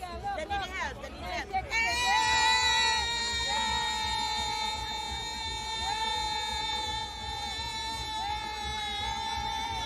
Yeah, the palm. It's on the badge of the West Indies crest. Such a iconic statement she's making there. Full support. And look at that stroke from Keacy Carty. He's just growing in confidence inside out. Moves on to 73. Timing and placement. Hello, Ata Ali Khan. Hello, Samuel Badu. Hello, everybody. What a wonderful shot. Inside out. Now this partnership looking good for West Indies. Huge shout. Not interested, umpire Leslie Reefer Jr. There would be a little discussion.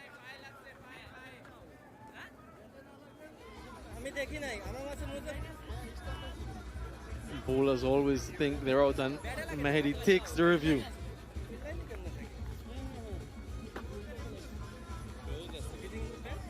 TV umpire to director, we have a player review for LBW. The on-field decision is not out. I have checked the feed. It's a fair delivery. Can we start with front on, please?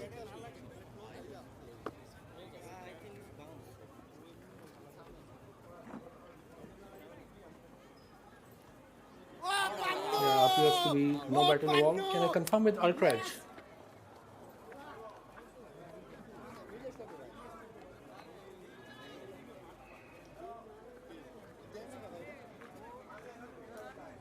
Waiting for the Ultra Edge.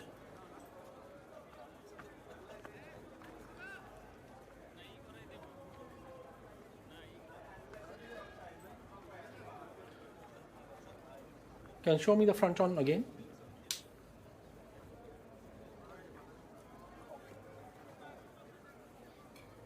Okay. So go for the Ultra Edge now.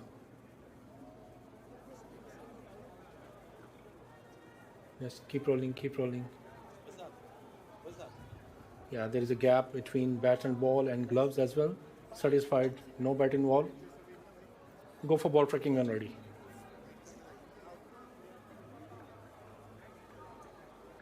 Yeah, waiting for the ball tracking now, Leslie.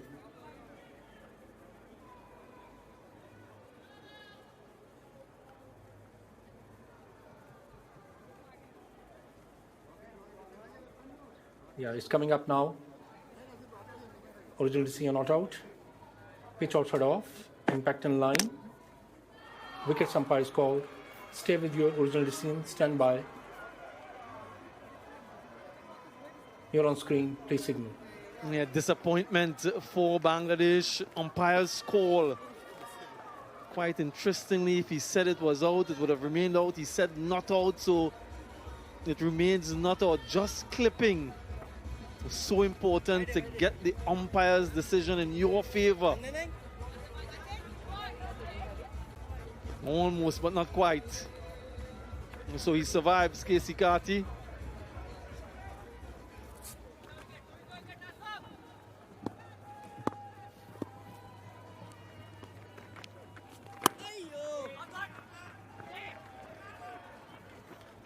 Yeah, I think a look of surprise from Mahidis and Miraj was after that decision was made, was when he was playing that shot, he was bending. And when it struck him on the thigh pad, he was still on the lower side. Have another look here. Look, down on his knees. Shot. Signs of a bit of an aggression from the man on debut. Yeah, authoritative from Amir Jangoo. Just use of the crease again, use of the feet to access that offside, goes the leg side of the ball. So this is brilliant batting from him. A wonderful partnership of 73 so far. And then he's showing his range leg side now. Would get a couple, good running. So it was a nervy start for him. His first run, almost run out, but since then he's looked good. I mentioned before that these two share a really good relationship, a good friendship. And they're looking comfortable out there. And again, 4 again. That was brilliant from Amir Jangoo. Really belies his experience at this level. 165 for 4. Yeah, no fielder in the deep, in front of the square. Easy pickings. This time he decides to go over the top. 15 in that over.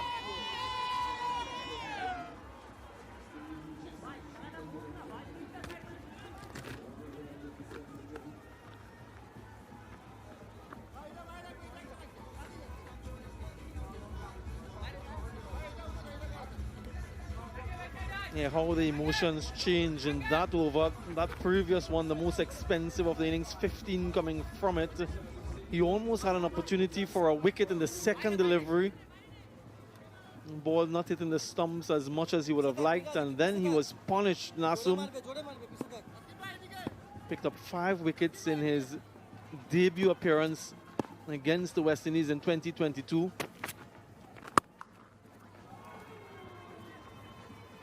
And that's when Bangladesh won that bilateral series 3-0. Those matches played in Guyana. Those 5 wickets coming at an economy of 2.6. Different conditions here. Nothing in it at this moment in terms of the worms. I think we're in for a treat. 156 from 143 needed.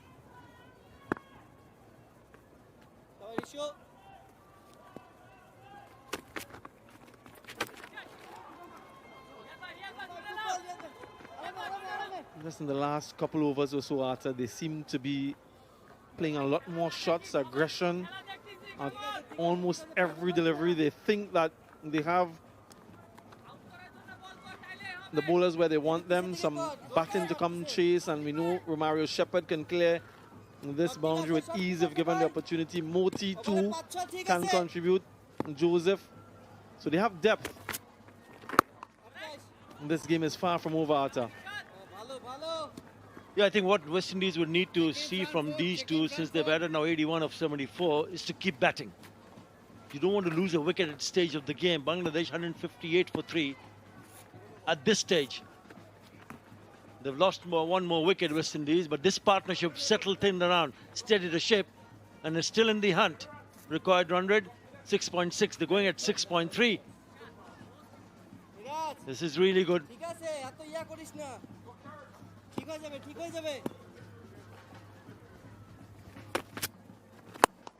Look at that stroke.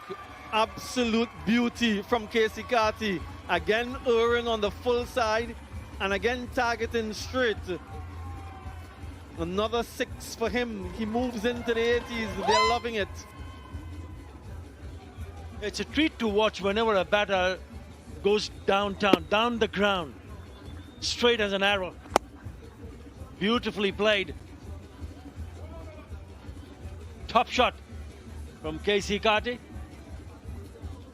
Yeah, as a bowler, when you know you miss your length and the batter takes you and you don't even bother to look back, you know it's only one result. And this is what the West Indies, they've done well when given those 6 hitting opportunities. They really miss out.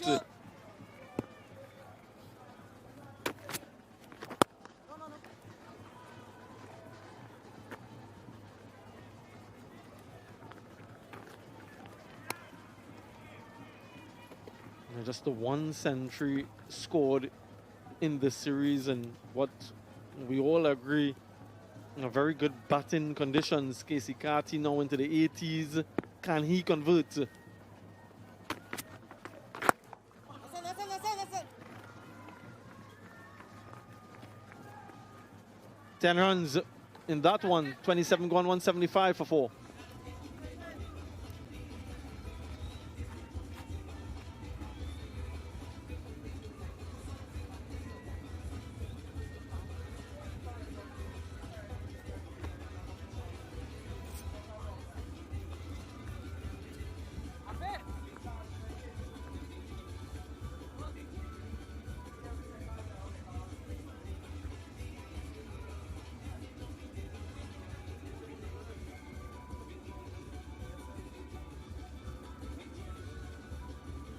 Yeah, we've seen some really good entertainment today from Bangladesh with the bat. Mamadullah again sparkling.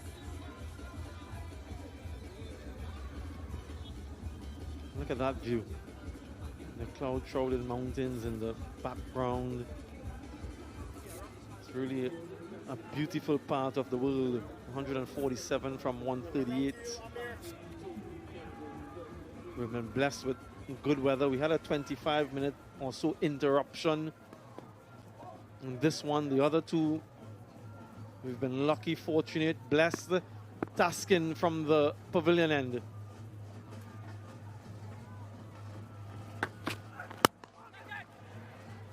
Misfield.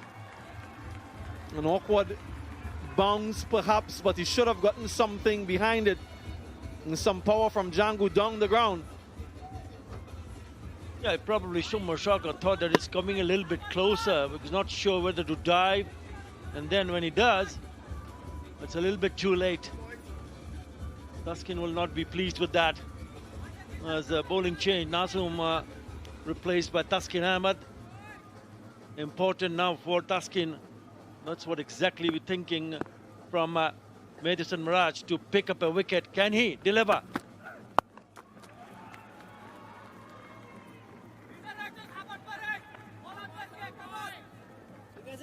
Yeah, they need someone to break this partnership. Got wicket at crucial junctures. This one now blooming, 94 from 79. Just the 5 bowlers used by Mehdi. He has a few options available to him on the field. Afif bowled before. We saw Shumosaka. We know Mamadullah can bowl. So he has alternatives if he wants to use them.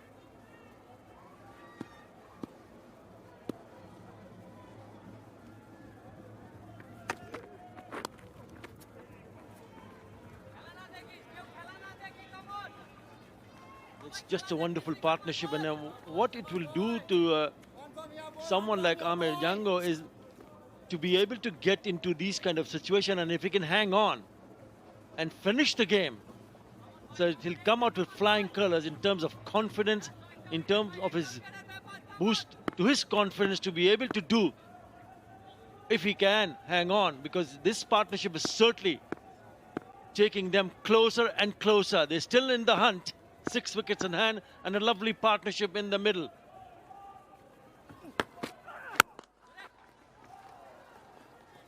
Still a long way away though. 141 runs. Lots of overs remaining. 22 after this one. So you're right. They've done a good job, but it's not over. And they'll know to themselves that as batters, one of the things you strive for is to ensure that you're there when your team gets over the line. Something that Keacy Carty spoke about when he got that century against England to win the series for the West Indies.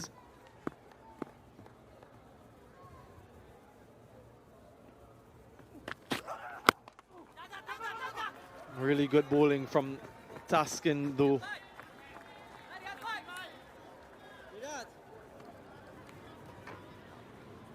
In terms of the options available though at the back end of the innings, just the 2 out and out seamers. So they may have to bowl a spinner in that final power play.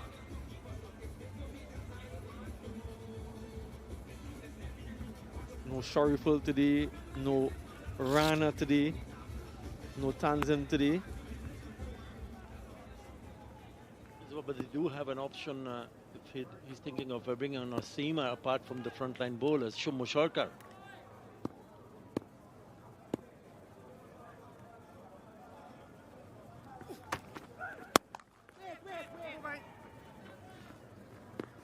Over. 182 for 4.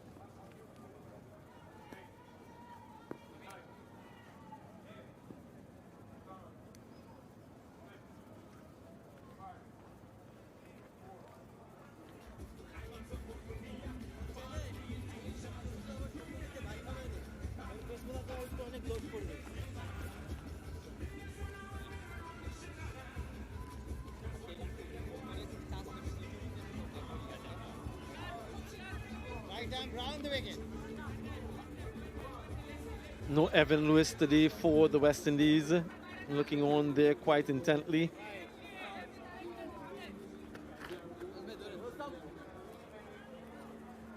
Seconds, huh?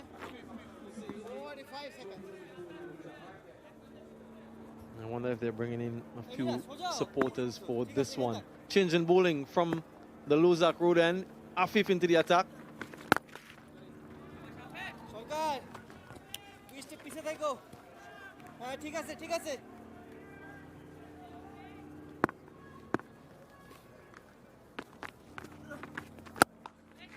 Yeah, not sure if you're hearing that horn that's being blown. And I think one of the cruise ships might just be departing very soon. খুঁজতেছে তুই একটু পিছে দাদা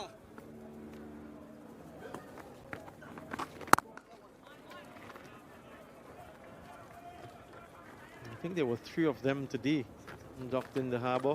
I was down in town yesterday, and all of the shopkeepers, they're very excited about these ships coming in and bringing in the foreigners for the commerce.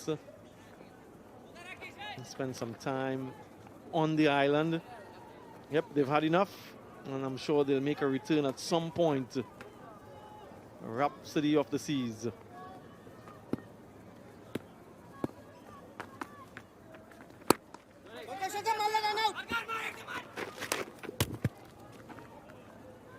I like this change because I always feel that when he is in the 11, Afif Hussain should be able to bowl not just 1 or 2 overs, but maybe even more, 5 or 6 even. He started well here.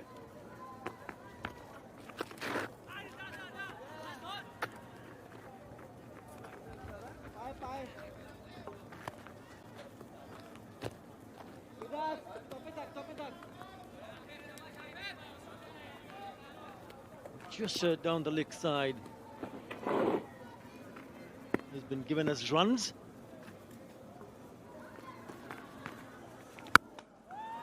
What a shot. The sound of the bat. That's disappeared. Good decision too to go with the wind. Good execution. 190 for 4.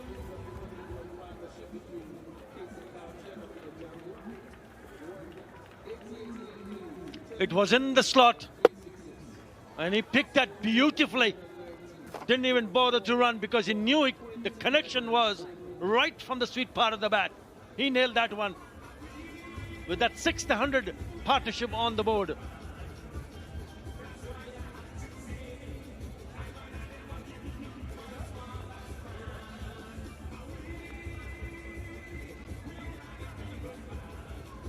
Yeah, what a shot this was from Amir Jangoo. Last ball of the previous over in the slot. That was grand. What does the Apex ball tracker say in terms of distance? 85 meters.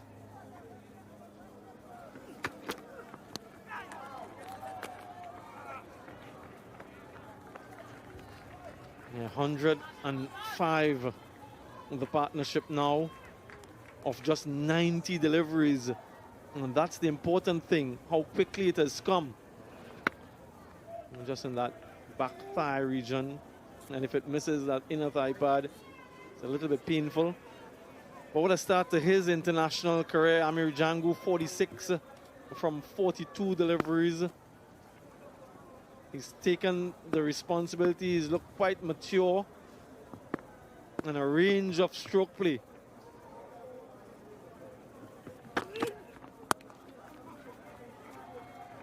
came at the score of 86 for 4.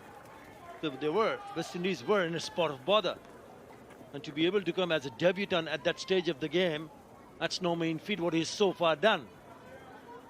But important for him to just keep batting.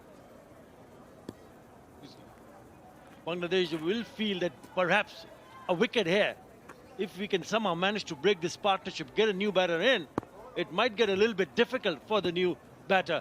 But both these batters have done wonderfully well.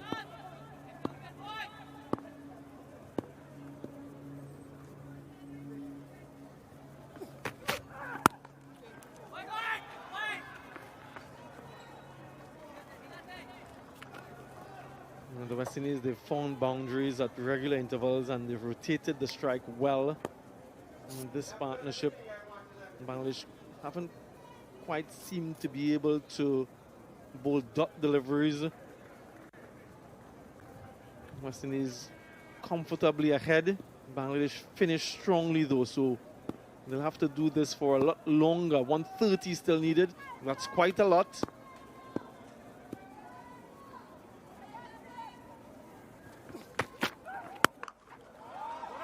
Hit well in front. That was some shot from Keacy. Carty just stood on top of that one and got it in the vacant area. Brilliant batting.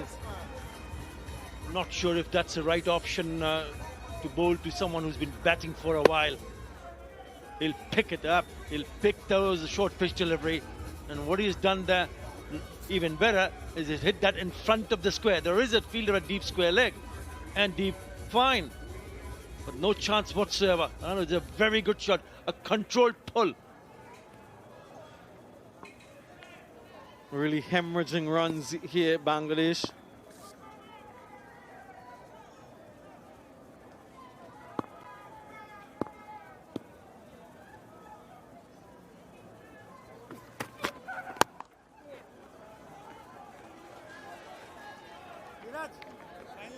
Perhaps just trying to overhit that one, losing his shape. Keacy Carty saw it in his zone. Eyes lit up into the 80s now. Already his highest score against this opposition.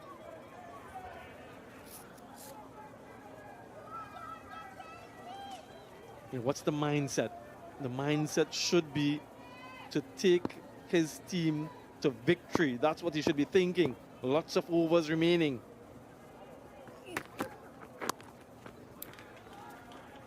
The job isn't done.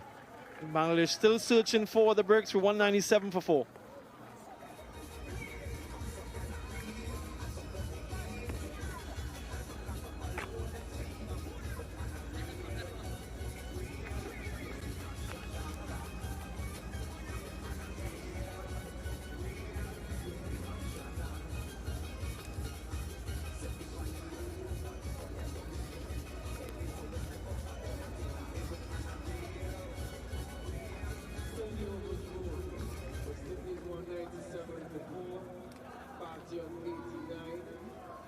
Look at the number of persons at the top just looking out. The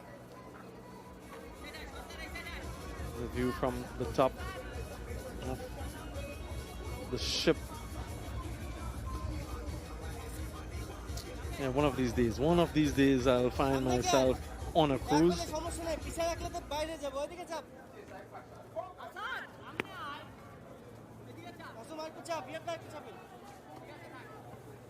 What's stopping you?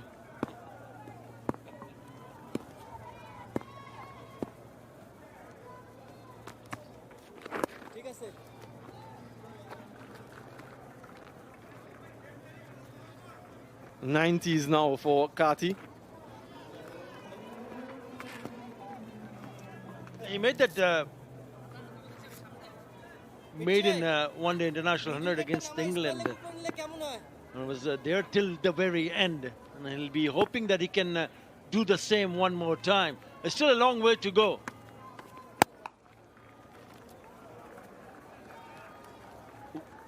The moment Jangoo came into bat, he started slowly, but when he started to time it well, it just relaxes his partner, Keacy Carty, has been batting really well. taking the pressure off his shoulder, and then not just looking to play big shots, also rotating strike, picking up the single, let the scoreboard ticking. 200 up with that single for West Indies.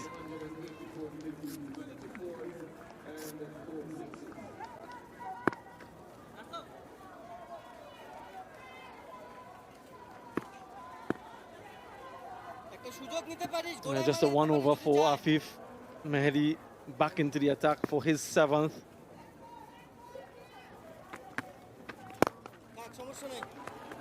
Is it weighted enough to get a couple? It is. And it is a maiden one-day international half-century for amazing Amir on debut. What a moment for the young man. He showed a lot of maturity in this innings, and he can smile now. There's still a lot of work to be done, but certainly embrace the moment, bask in it, and then reset. A wonderful knock so far. Yeah, innings with some sort of authority for sure. And as you said, it's still a long way to go. They still needs to be hungry for runs. Yes, he's picked up his first ODI 50 on debut. But he just wants to ensure that this partnership continue for a longer period of time, which will make life a little bit more easier for West Indies to chase that total. So another single. So without hitting a boundary, they pick up 7 in this over. After 31, it's 2 or 4 for 4.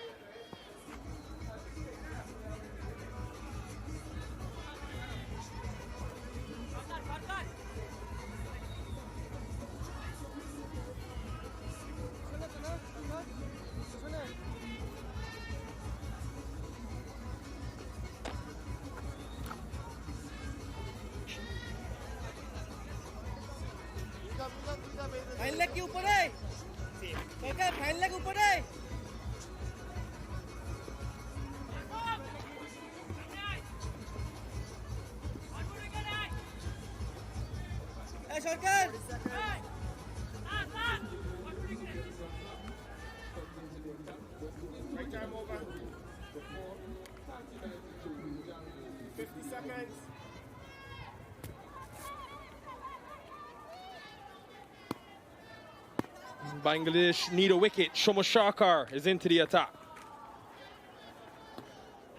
Or not just yet. 7th option for Mahdi Hassan Miraz, and really he's running out of options with the asking rate now below the current run rate. Mali Richards. Afternoon, Nick. Shomo Sharkar expect some cutters here into the pitch.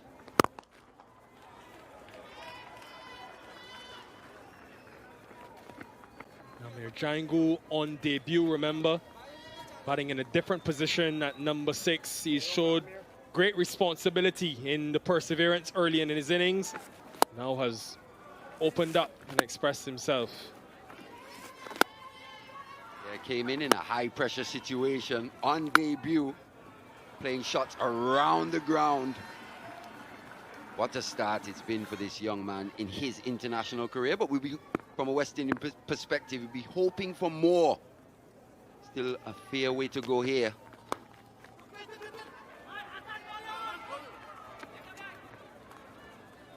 It's been a good partnership, 119. One thing that stood out is how they've run between the wickets. I think this innings of Keacy Carty is one for him to file away in terms of a blueprinting of the art of constructing an innings.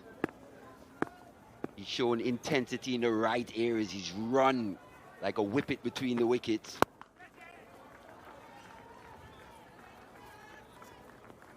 And I'm interested to see Carty's approach. You heard Justin Graves during the test series talk about the importance of just putting what the team requires first and not getting fazed by this situation or the fact that he's in the 90s. If he continues to bat until maybe the 42nd, 45th over. He'll get 100 easily. He'll get more than 100. So far, so good. Doesn't look nervous or any change. Yeah, easy. Just easy and positive. Yeah, what's been encouraging to see is the concentration levels. Keacy Carty, and it's an area in which he can improve. Every now and again, just has a mental lapse here or there. But the energy in which he stepped to the crease today, the running between the wickets, it's just transferred throughout this team. And I think it's actually helped Jangoo in this situation. They're going to come back for 2 here. It's going to be close. In fact, the throw is a little wide. See, wicketkeeper Das there, just motioning to his fielder. There was a real run-out opportunity, but that's something this pair have done really well. Just run between the wickets. They've judged the singles, and just there, just the right pace on this one to come back for 2. Oh, just a bit wide. If it was straighter, Jangoo would have been in trouble.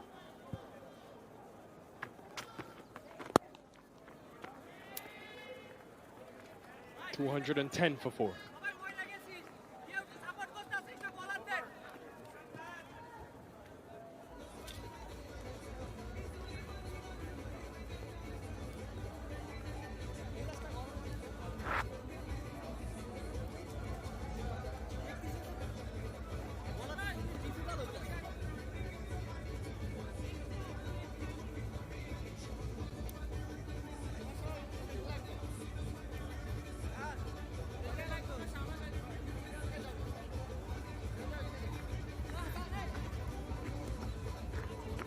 West Indies 112 runs away. 18 overs remaining.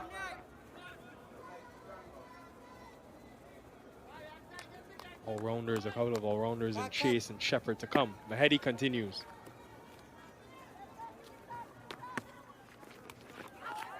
Yeah, it's the shot he plays often, the sweep shot, both the reverse and conventional. And Jangoo's thinking with a square leg and fine leg up in the circle, that is an option to get a boundary.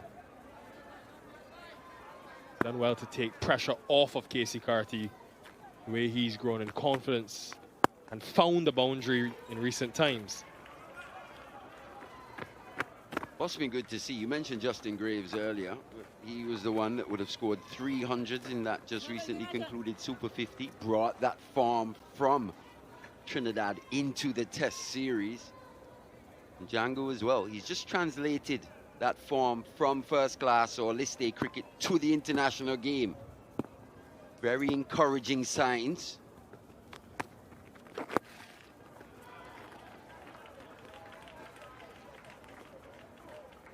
Right from when Keacy Carty came in today, 19 for 1, it was evident there was precision involved in the way he was batting. He was finding the gap early, breaking his wrists to get the ball into certain areas. Positive with the running. There's the sweep. Executed well this time with nobody on the deep square leg boundary. Yeah, it's an area in which he fancies Jangoo. Miraz just sliding down middle and leg there, allowing Jangoo that free rein with the arms. Just needed to make solid enough contact. No one behind square on the onside.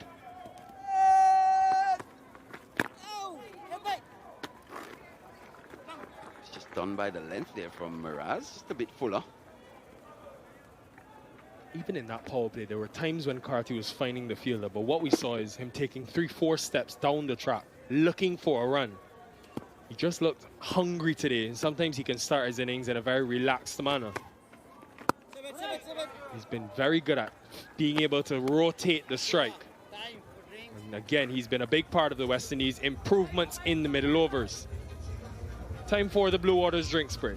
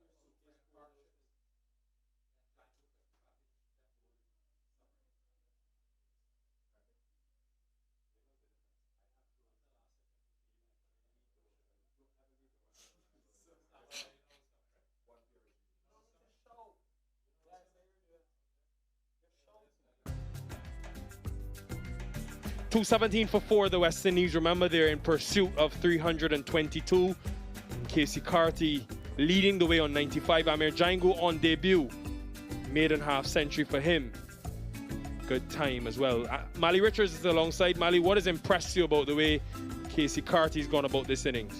We spoke about showing intensity in the right areas. It was Keacy Carty from ball one. He was looking to be proactive.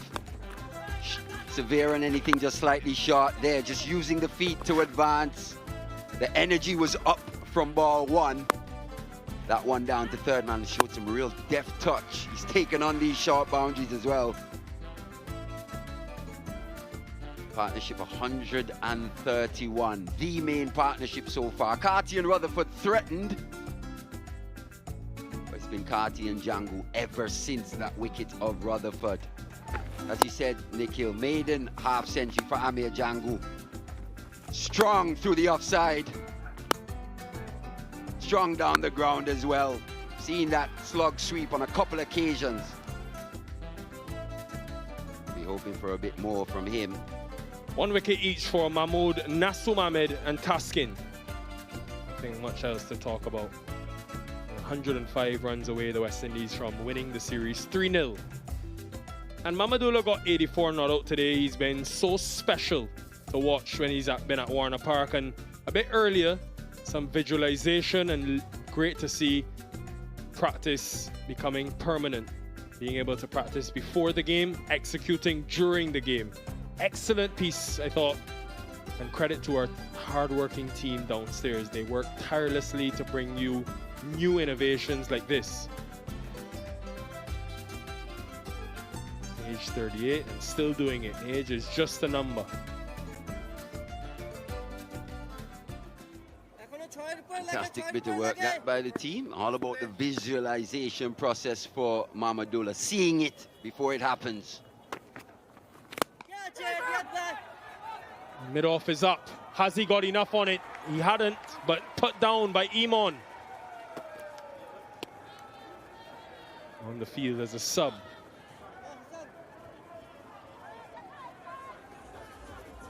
Yeah, opportunity going down there. Substitute fielder on. And Imon didn't ever look settled under that one. Was on the move.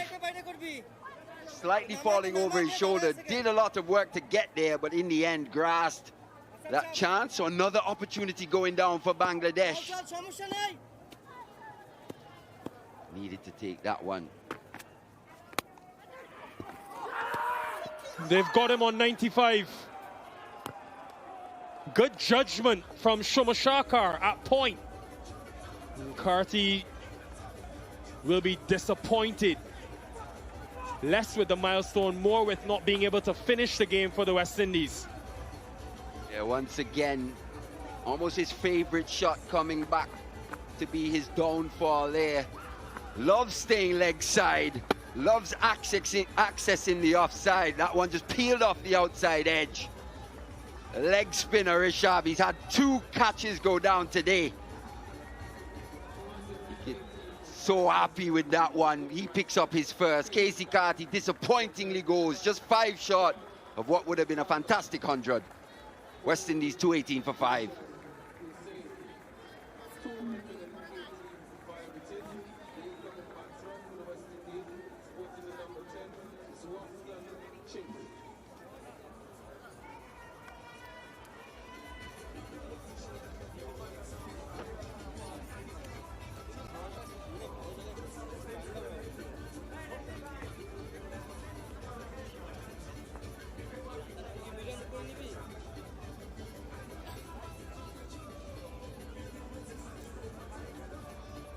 Roston Chase. Blue Waters Drinks Break has brought dividends for Bangladesh. They've struck. Sometimes that break of play can really stem the flow.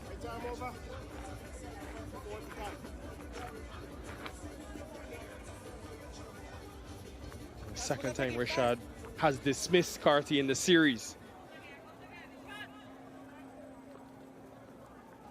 That wicket has just opened things up here for Bangladesh. New batter at the crease in Chase.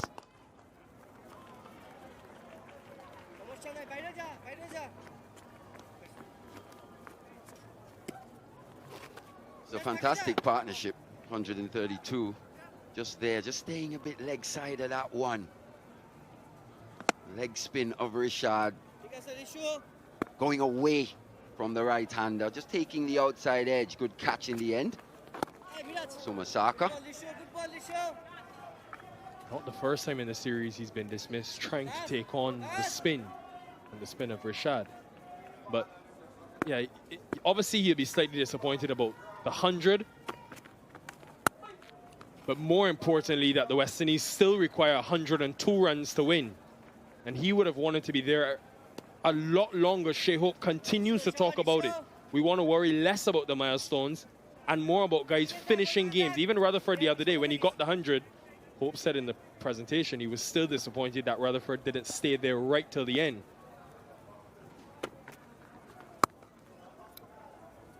$221 for 5.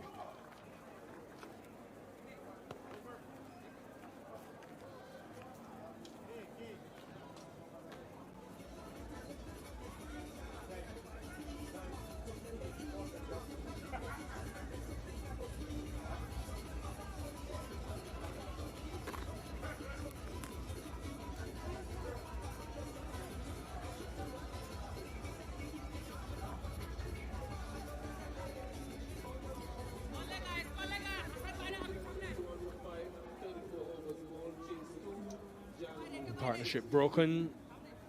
This is perhaps where they maybe miss someone like a Nahid Rana. Could come and give a couple overs, 2 in the middle with that extra pace, new batter in. But managing his workload. Taskin has got 4 overs remaining. Hassan Mahmood also has 4.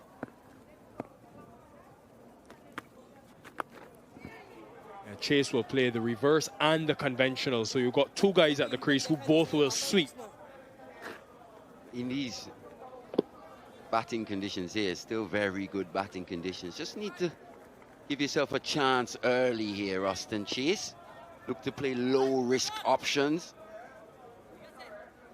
The single down the ground on offer. He tends to, when the off spinner is bowling to him and the field set mainly leg side, he will try to reverse. And when the left arm spinner or leg spinner is bowling the field on the offside, he'll use the conventional.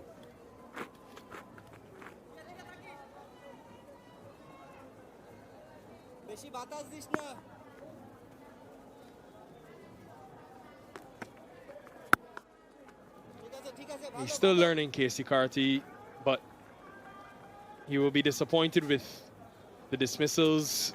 This was the first one international. Then was trying to hit against the spin against Afif, and then today trying to take on Rashad again. All 3 to spin, which he's played well.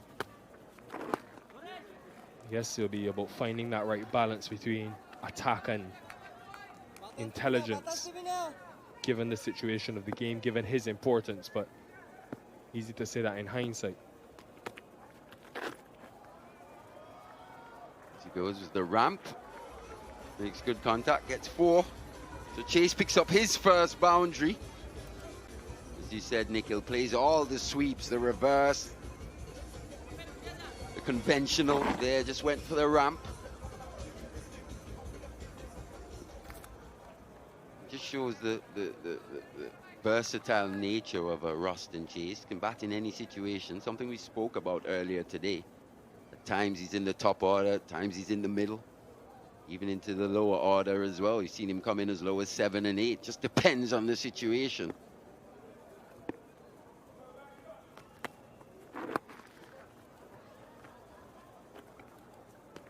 $228 for 5. West Indies less than 100 runs away now from that target. Remember, it would mean a 3-0 series win.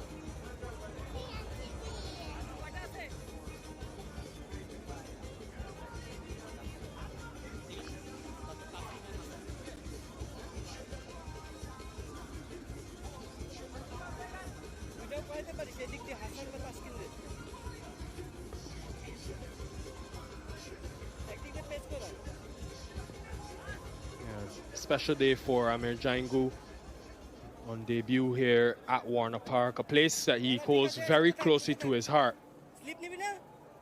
St. Kitts.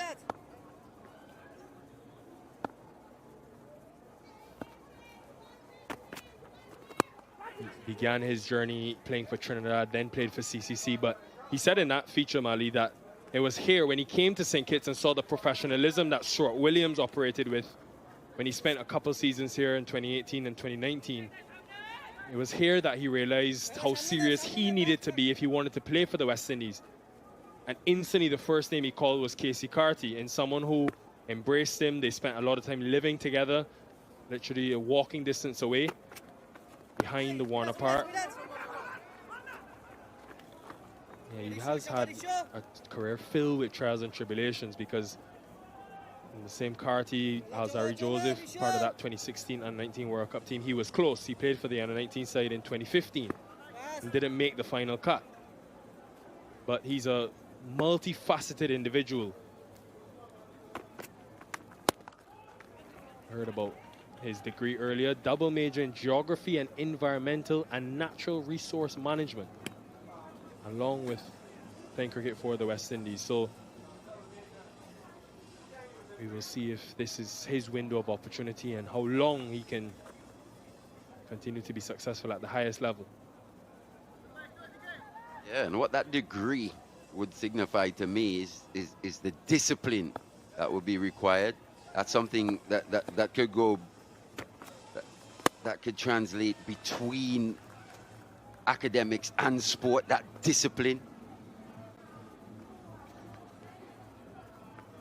It's been good to see, but it's important he just continues in the same vein here. 65 off 60.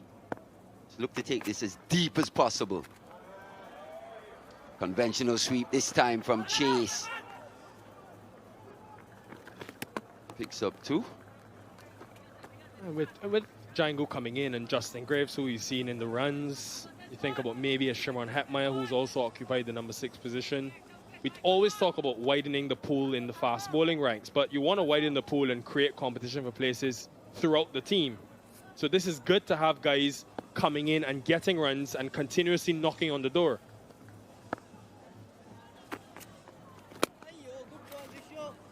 232 for 5.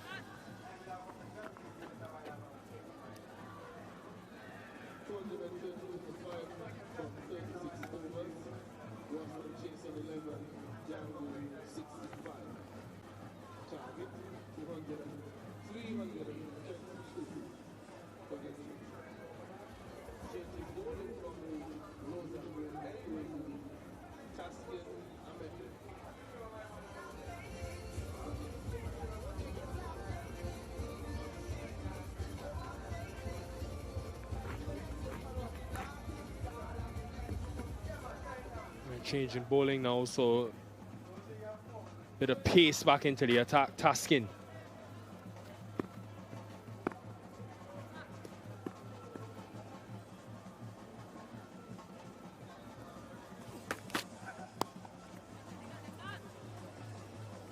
I think it's been admirable, Mali, the way that the West Indies have gone in the middle overs again today.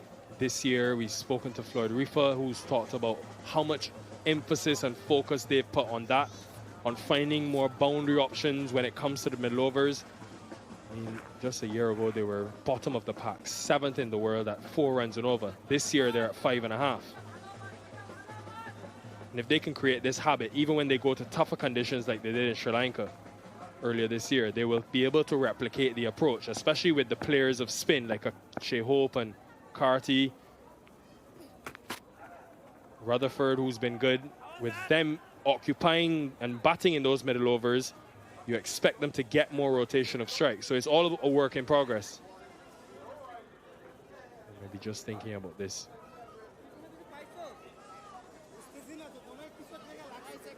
Of course, Taskin is saying, I think the time, oh no, it's not. They've gone for it in time. Asif Yaqub, over to you. TV umpire to director, we have a player review for caught behind. The on-field decision is not out. I have checked the feed. It's a fair delivery. Can we start with front on, please?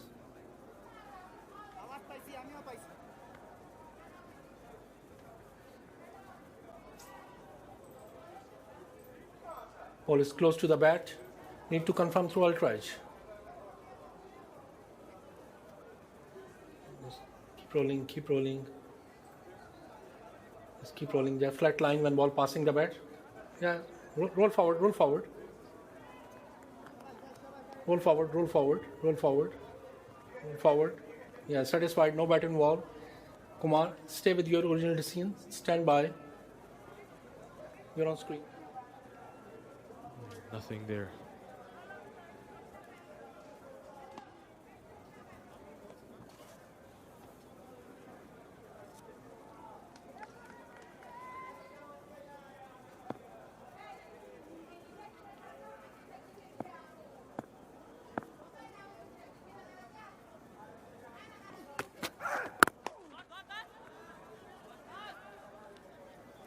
Did well to dig that one out.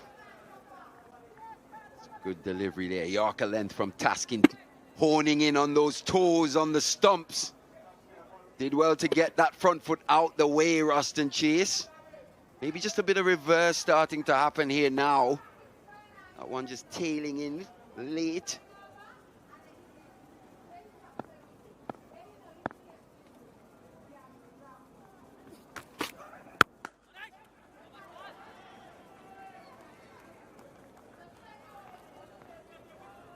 See Ruston motioning, just coming in now.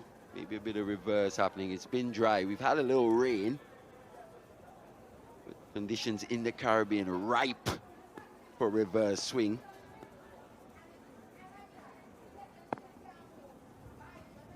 He just switched the length up here. He's nailed 2 of his Yorkers.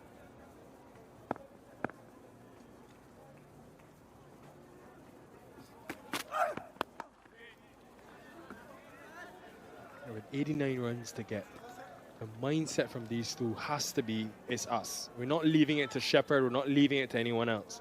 We will win the game because we know if we bat to the 50th over, they'll get the 89 runs.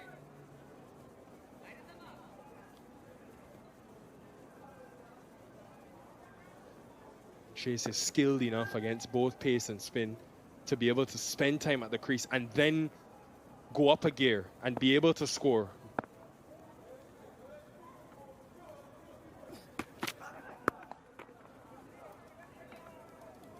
Asking rate is around 6.5 runs and over. 234 for 5.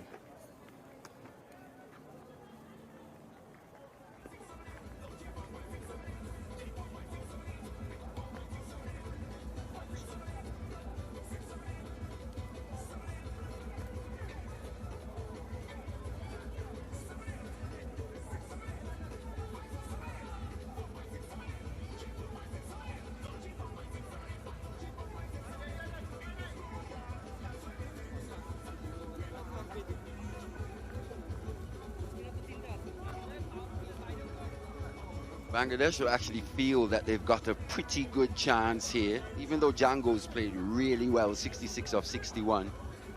He's on debut. He hasn't been in this situation at this level. They'll be hoping the pressure of the situation, or they can use the pressure of the situation against the young player in this scenario. It's going to be Rishad to continue.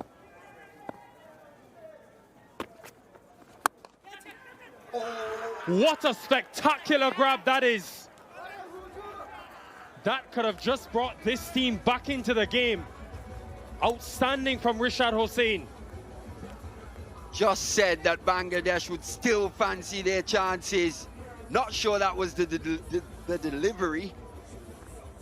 A full bonger from Rishad. Inside half from Ruston Chase. Stuck the big mitt out. And that one stuck in there, and Rishad picks up his second chase. Disappointingly goes for 12. It's 2, 3, 4 for 6.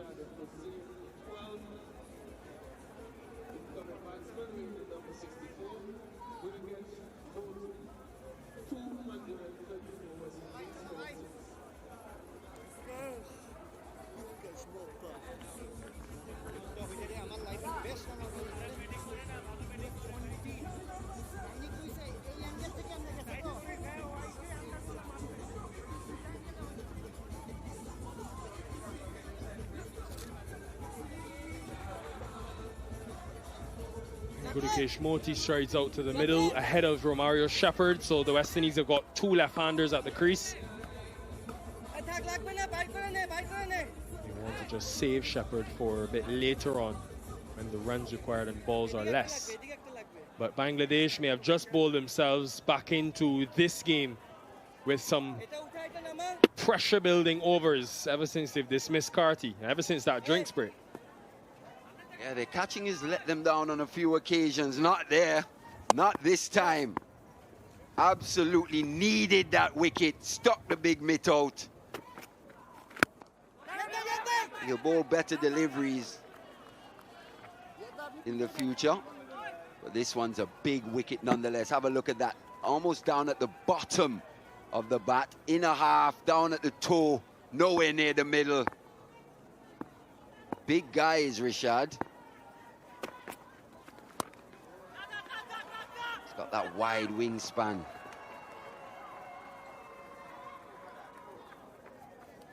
Just need to settle the nerves here slightly, Jangoo.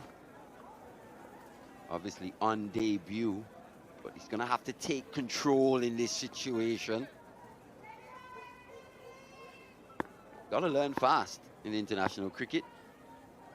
So far, he's passed the test. So far.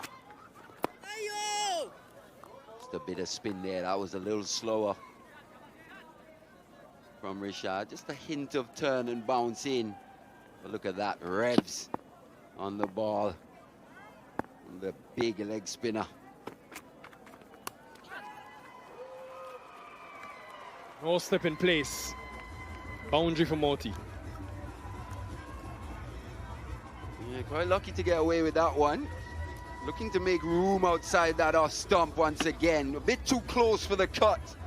But no one in that slip region runs away. So Moti is off the mark. Well, gets his first boundary.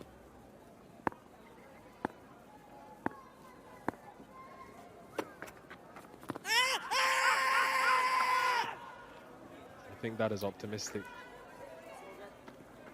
He's thinking. No, he's not. 240 for 6.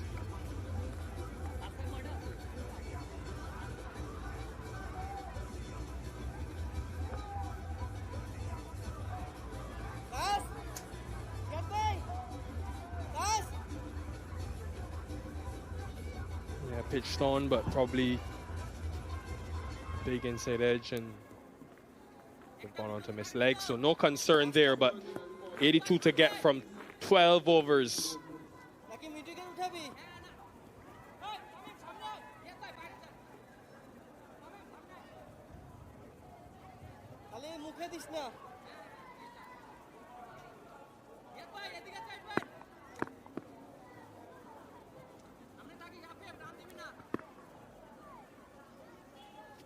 Mehdi for his final over. Again with the win, not for the first time. We've seen Jangoo with that particular stroke. And another 6 for him. Remember, this man is on debut. What a knock it has been so far from him. Just with the angle in the slot. And he knows if he gets anything close to the middle, it's going for 6. Another one for him, 2 6s for Amir Jangoo in his knock of 72.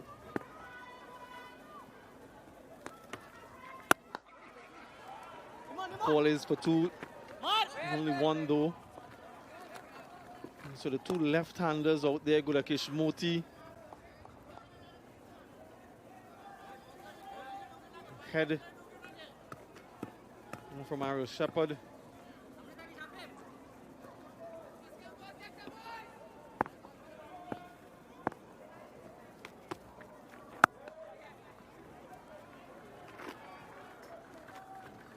Sensible batting is what is required on debut. Remember, Amir Jangoo, highest scores on debut for the West Indies. 148, Desmond Haynes in 1978. Jangoo, 3rd on the list.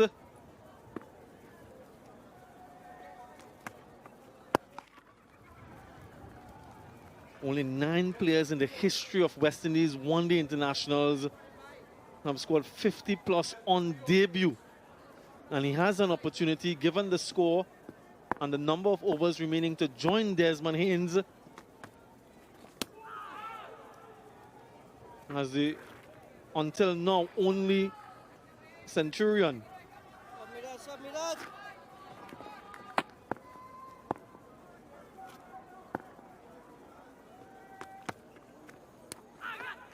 Was there something on that? 10 runs from the over still, though. 250 comes up for the West Indies.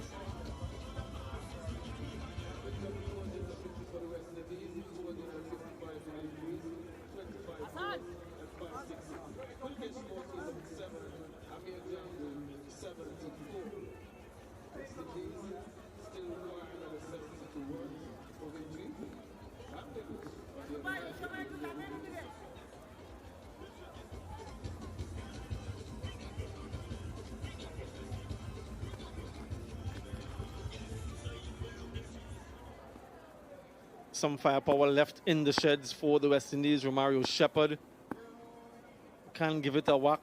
Richard now.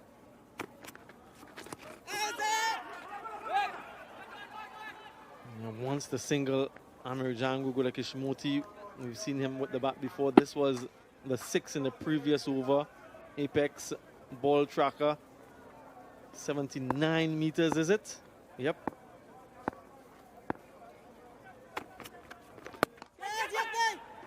Just short of the fielder. So Moti, the intention is quite clear from him to look to take on the wrist spinner.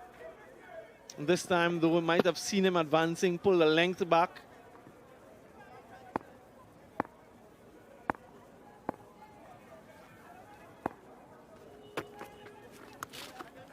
Yeah, makes good connection. This time, one bounce for 4.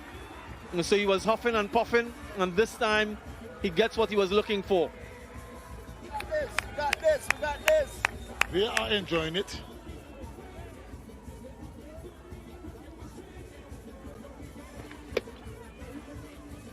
A little bit on leg stump and was swatted away quite convincingly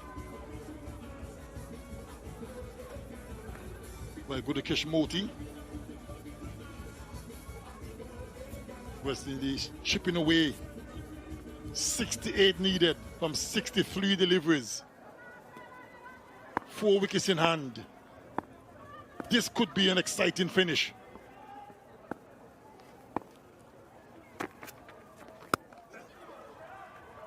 For more, the fielder, no, just a single. The fielder was well in control of that one. But it's good batting in this partnership. 21 from 15. Still a lot to do. He still believes. I'm sure all of the fans on both sides really would be believing. And that's 5 wides. Errant from Richard. It's really a gift to the West Indies.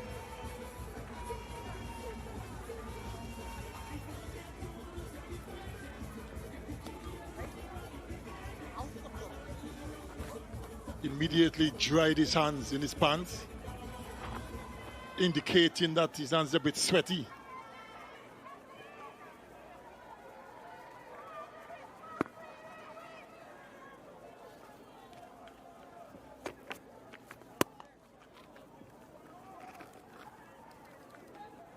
And with this game coming down this tight, you don't want to give any sort of extras away, far less if it goes for 4 as well. It really eases the pressure on the opposition and puts you as the bowler under a lot more.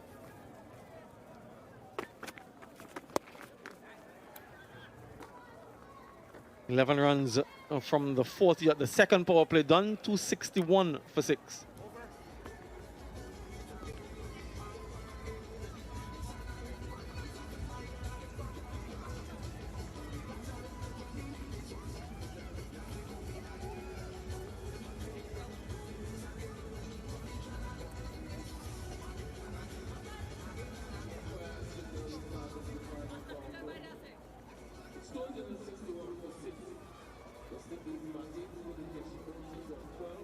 Amir, Jangoo,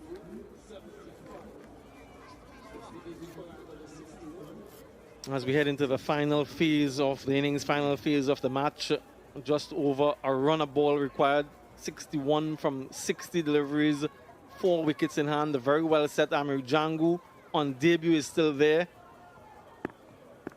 Hassan Mahmood makes a return.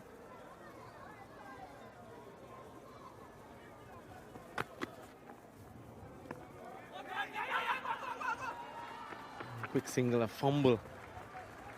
Slower delivery, cutter. Good start to the over.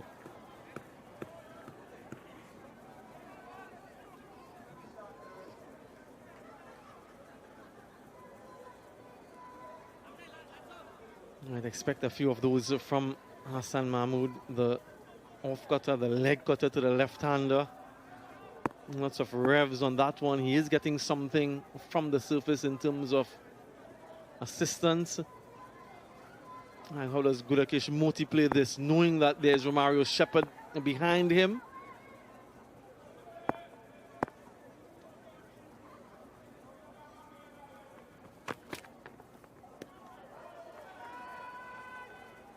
Pace on. So good variations from Mahmood.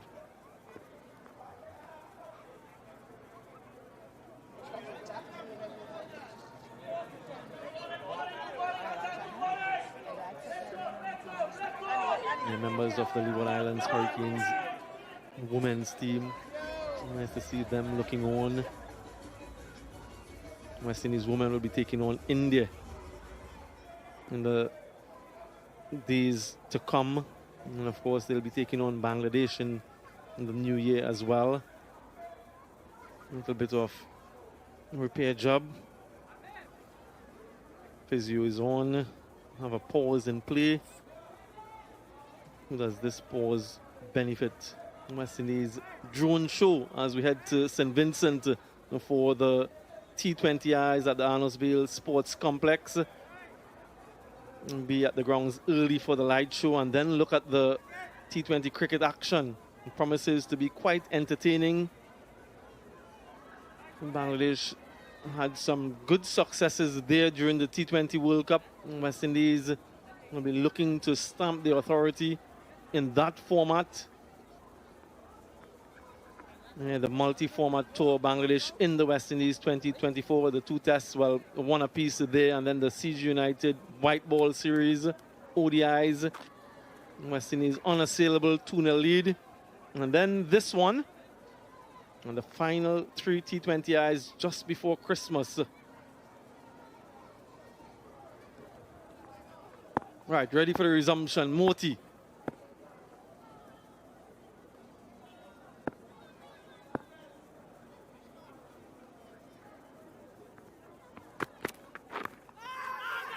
Huge shout.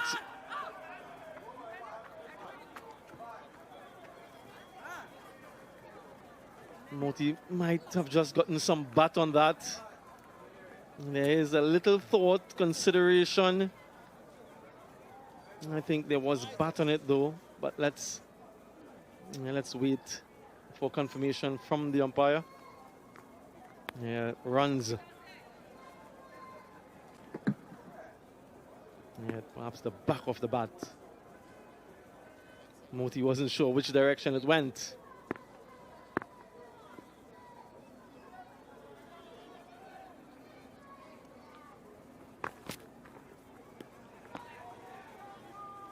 Yeah, really good. Every delivery has been a change-up from Hassan Mahmood. This is what you want to see. The sort of skills on display at this stage of the innings.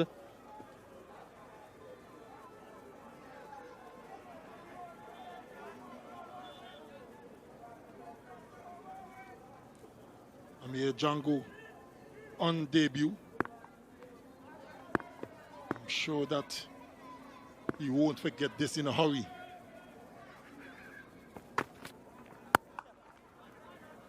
If he goes on to get 100, would have even been more special.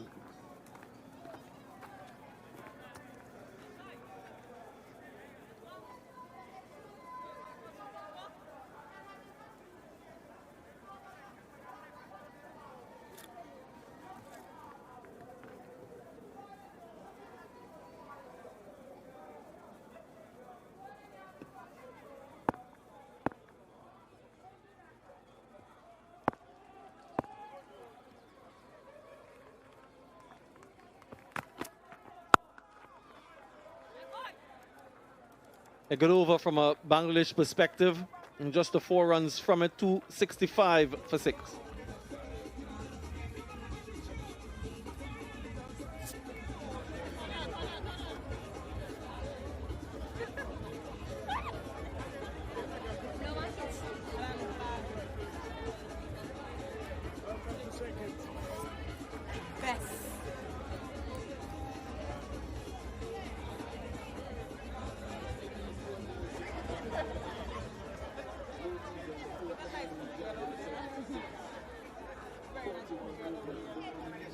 Yeah, members of the Leeward Islands women's team. As we look at the score comparison, Bangladesh 104 in their final power play, enabling them to get up to 321. This is a crucial stage though, and this is where the game is lost or won. Taskin has 3 overs left. Hassan Mahmood has 3 overs left. And those will be 6 of the 9. You would think he has to find 3 overs somewhere in there. Rishad has a couple, the leg spinner.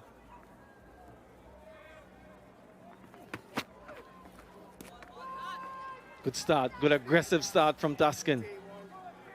Gulakesh Moti Hambi, we know that he's capable with the bat, but he has to be careful of soaking up dot deliveries at a crucial stage in the innings.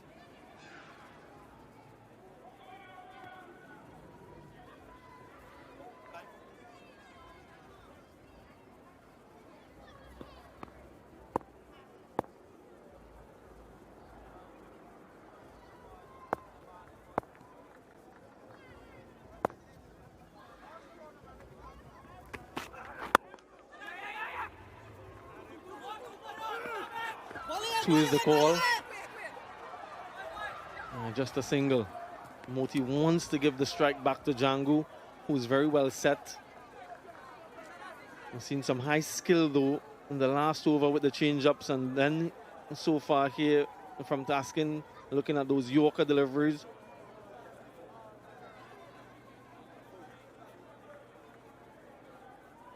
Another one's leaving us. I'm sure those on board would have had a wonderful time, however long it was here on the island, as have we.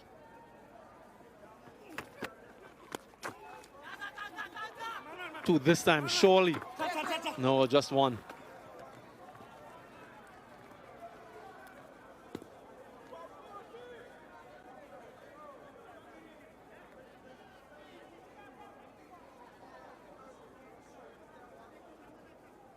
Mixing it up really well. Taskin Ahmed, pace on, pace off, keeping the batters guessing.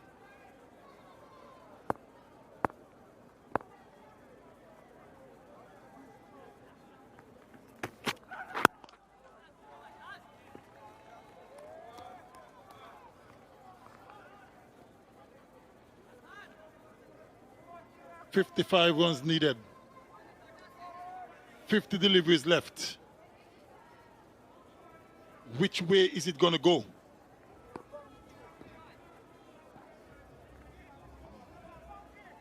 Yeah, that's the thing. When you're chasing a score over 300, you just can't bat well for a short period. You have to bat well for a long period of time.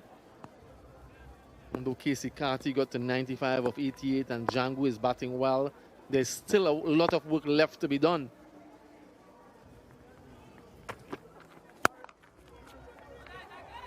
Yeah, they won't mind that. They won't mind the left-handers hitting the ball in that direction. And they won't mind the singles, 3 of them in the over. In the 5 deliveries bowl, he wouldn't be thinking singles, surely. Such a powerful striker off the ball. And at this venue, if he gets going, he can unleash some power.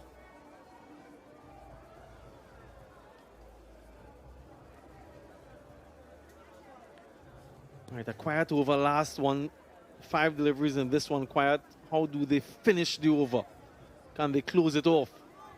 What's Jangoo thinking?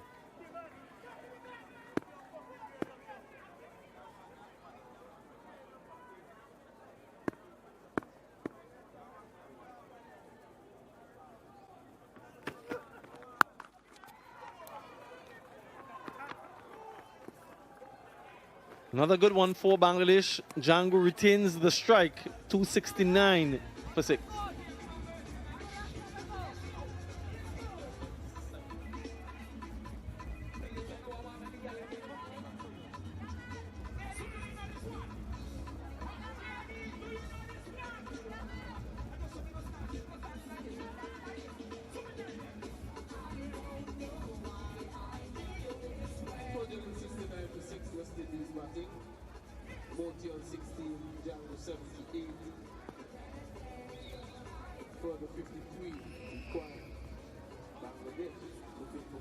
They have 60 seconds in between overs to start the next over. And they're ready to go with some change. Did have an official warning a couple overs ago, so one more and then they'll be penalized.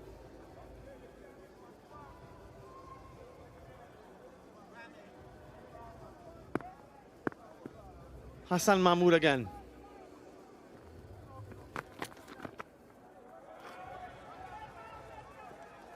Just had a look back at the umpire, thinking that the batter moved across to the offside, but that was wide. Despite that, just 7 runs in the previous 2 overs. And he did move across, but even then, it was still wide. And that's why he looked back so quickly. Good call from the umpire. And he should be expecting those slower deliveries, those cutters across him. And then the on-pace delivery too.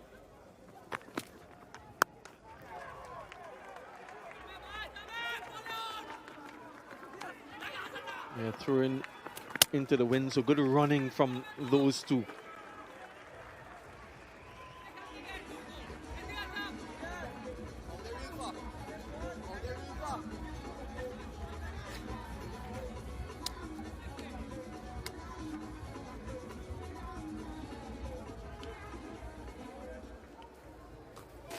Yeah, that bat just sticking before the line. Wanted to slide it across.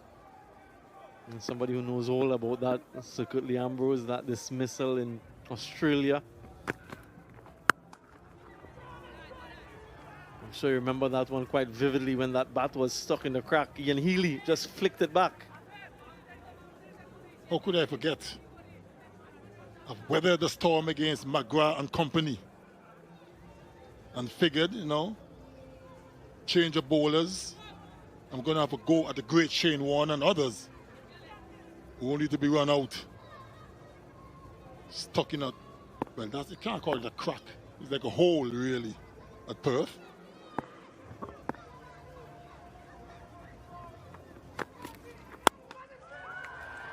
Yeah, that goes over the fielder's head and all the way for 6. This Gudakesh Moti is some character.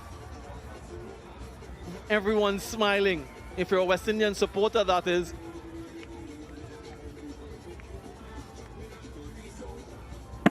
Full toss. Clearing that front foot. Gudakesh Moti. Slapped it high and hard over long off for 6.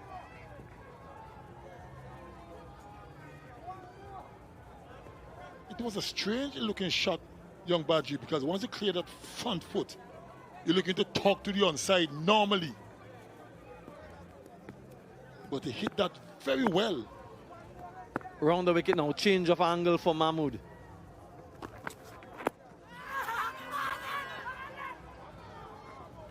And not troubling the stumps, going down the leg side.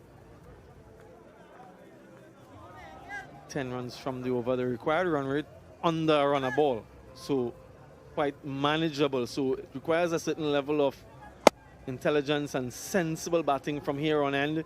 He knew immediately. Apex ball tracker. 91 meters. So good connection from Gudakesh Moti.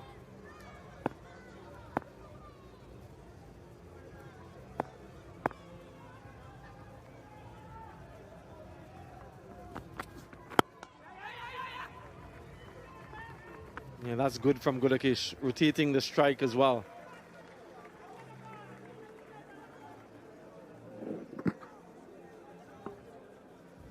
Clearly drifting down the leg side.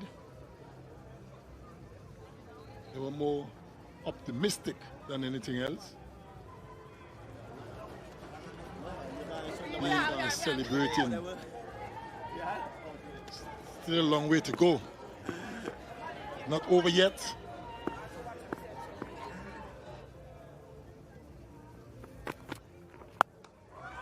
What a shot. What a pickup from Amir Jangoo. Finishes off the over in style. 286 for 6.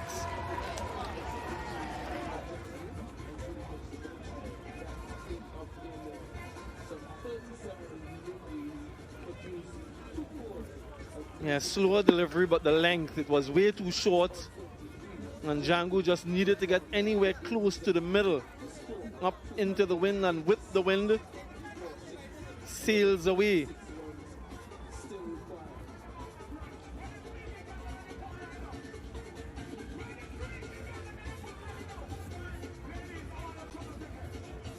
.36 from 42, last ball of the previous over. And dug into the surface. He watches it go. Jangoo on debut. What a knock this has been, scintillating.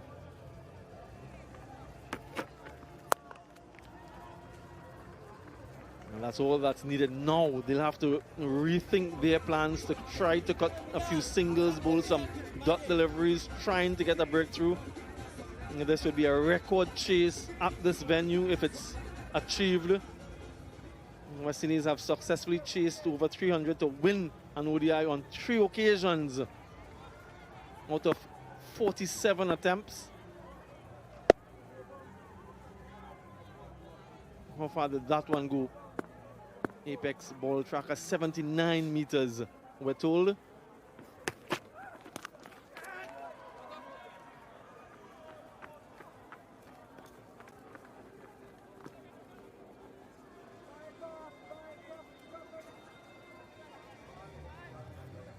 You sit as a youngster and you dream about these moments. You dream about making your debut, representing the West Indies. You dream about performing, contributing to your team's success. I'm sure he wouldn't have dreamt this innings though, given the circumstances. Fortuitous, but he's going hard, Gudakesh Moti. And it doesn't matter how these runs come, they'll celebrate and they'll smile. They certainly are enjoying the spectacle. The West Indies spectators.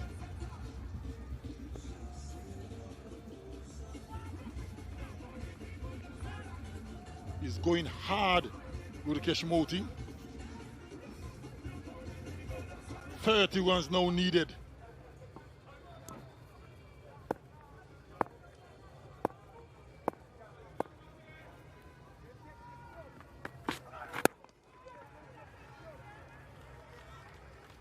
Yeah, they've got useful partnerships in the West Indies. This one now with 59. But this young man, secretly, you saw him in years gone by.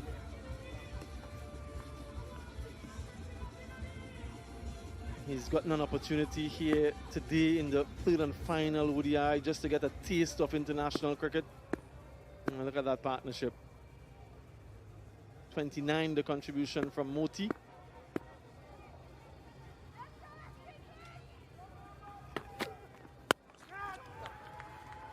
Bisects the two fielders to perfection. That was some precision from Jangoo. He moves into the 90s. Coaching staff are loving it. Another short delivery. from Taskin Ahmed and was plummeled away through mid-wicket. Only 8 runs away from a well-deserved 100 for the debutant. Well, we saw, I don't even want to say it secretly, Keacy Carty falling short on debut. Only the second man to get a one-day international turn on debut for the West Indies if he manages it.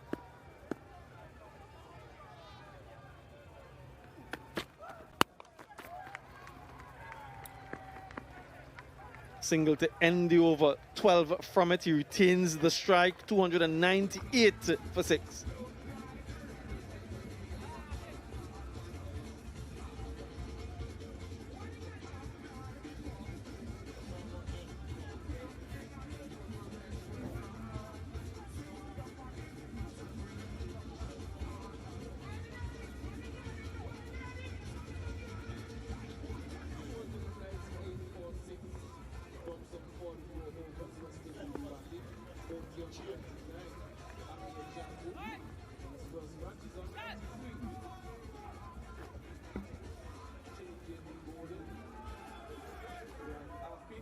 এদিকে কি চারটা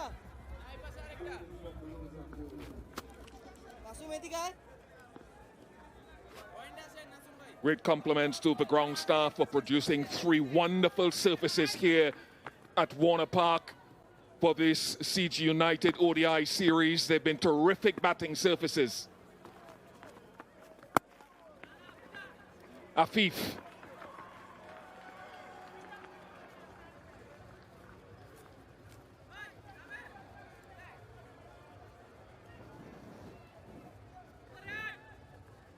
Has been some knock on international debut for Amir Jangoo.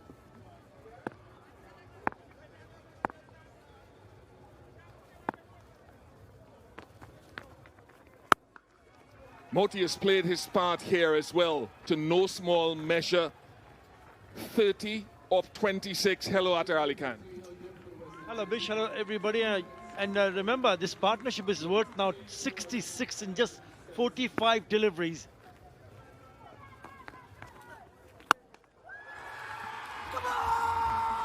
It is a dream come true. 2024 will be a year that Amir Jangoo will never forget. 100 of great skill and character on one-day international debut for the 27-year-old from St. James in Trinidad.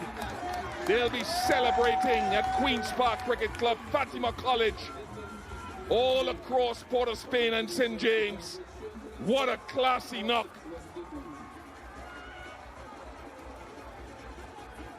Only the second West Indian to score an ODI 100 on ODI debut. It has been a masterclass. And to be able to do this at this stage, remember they're chasing at 322. What a knock. Absolutely brilliant. Some outstanding hitting also. What a way to get his maiden ODI 100, and that too in his very first game on debut. And the moment he hit that, he started celebrating. That's the moment he will remember this forever. Smacked it out of the ground. It does say so much about him to be able to finish the game, to be able to stay, be patient at times, because at times there was a period scoring was difficult, but if you're patient enough, this is what you can get. What a moment. Several things and so many things have struck me with this innings. The maturity of it to pace the innings. Yes, he had a little bit of a nudge and a little bit of fortune with this first run, but the end result is to give thanks.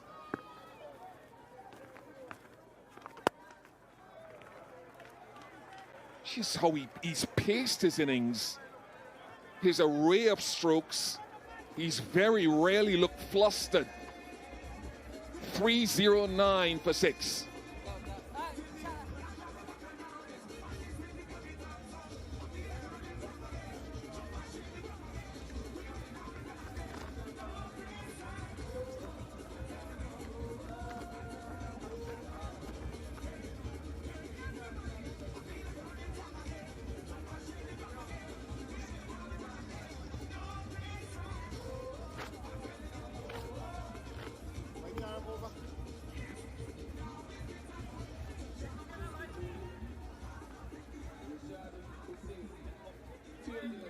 Desmond Haynes in 1978 against Australia in Antigua. Amir Jangoo in 2024 at Warner Park in St. Kitts. There'll be so many people that will be celebrating with him. Those from CCC, where he started his senior journey. Mary Boys Cricket Club, Queen's Park Cricket Club, St. Anthony's College, Fatima College. Part of the Jamaica Tallawahs, Leeward Islands. It's been some journey, and it's been worth it.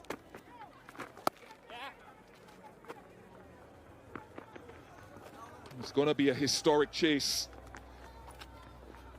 Twice this series, if they get across the line here, the highest successful run chase here at Warner Park would have been breached in the space of 3 games if they get across with 11 required.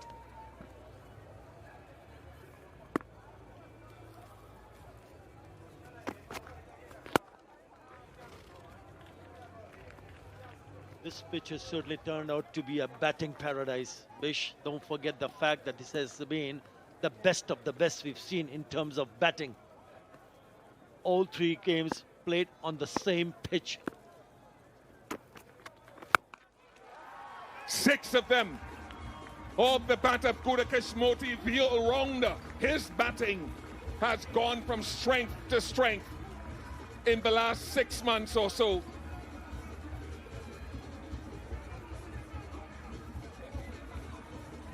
And eyeing to hit with the spin. I know he hasn't spun the ball that much, but he's gone down the wicket, just a hint of turn, and has blasted that towards the long on for the maximum. Another very good shot.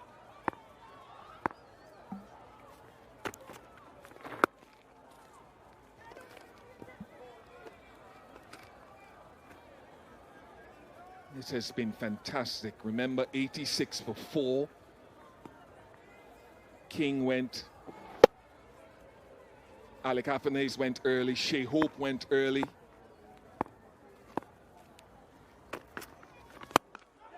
It has been a fantastic victory, a historic win for the West Indies in this ODI here at Warner Park. The highest successful run chase in ODIs at this venue. The 3rd highest overall by the West Indies in one-day internationals. And an ODI century on debut. An innings of great class, great quality and character from that man, Amir Jangoo. The stuff of childhood dreams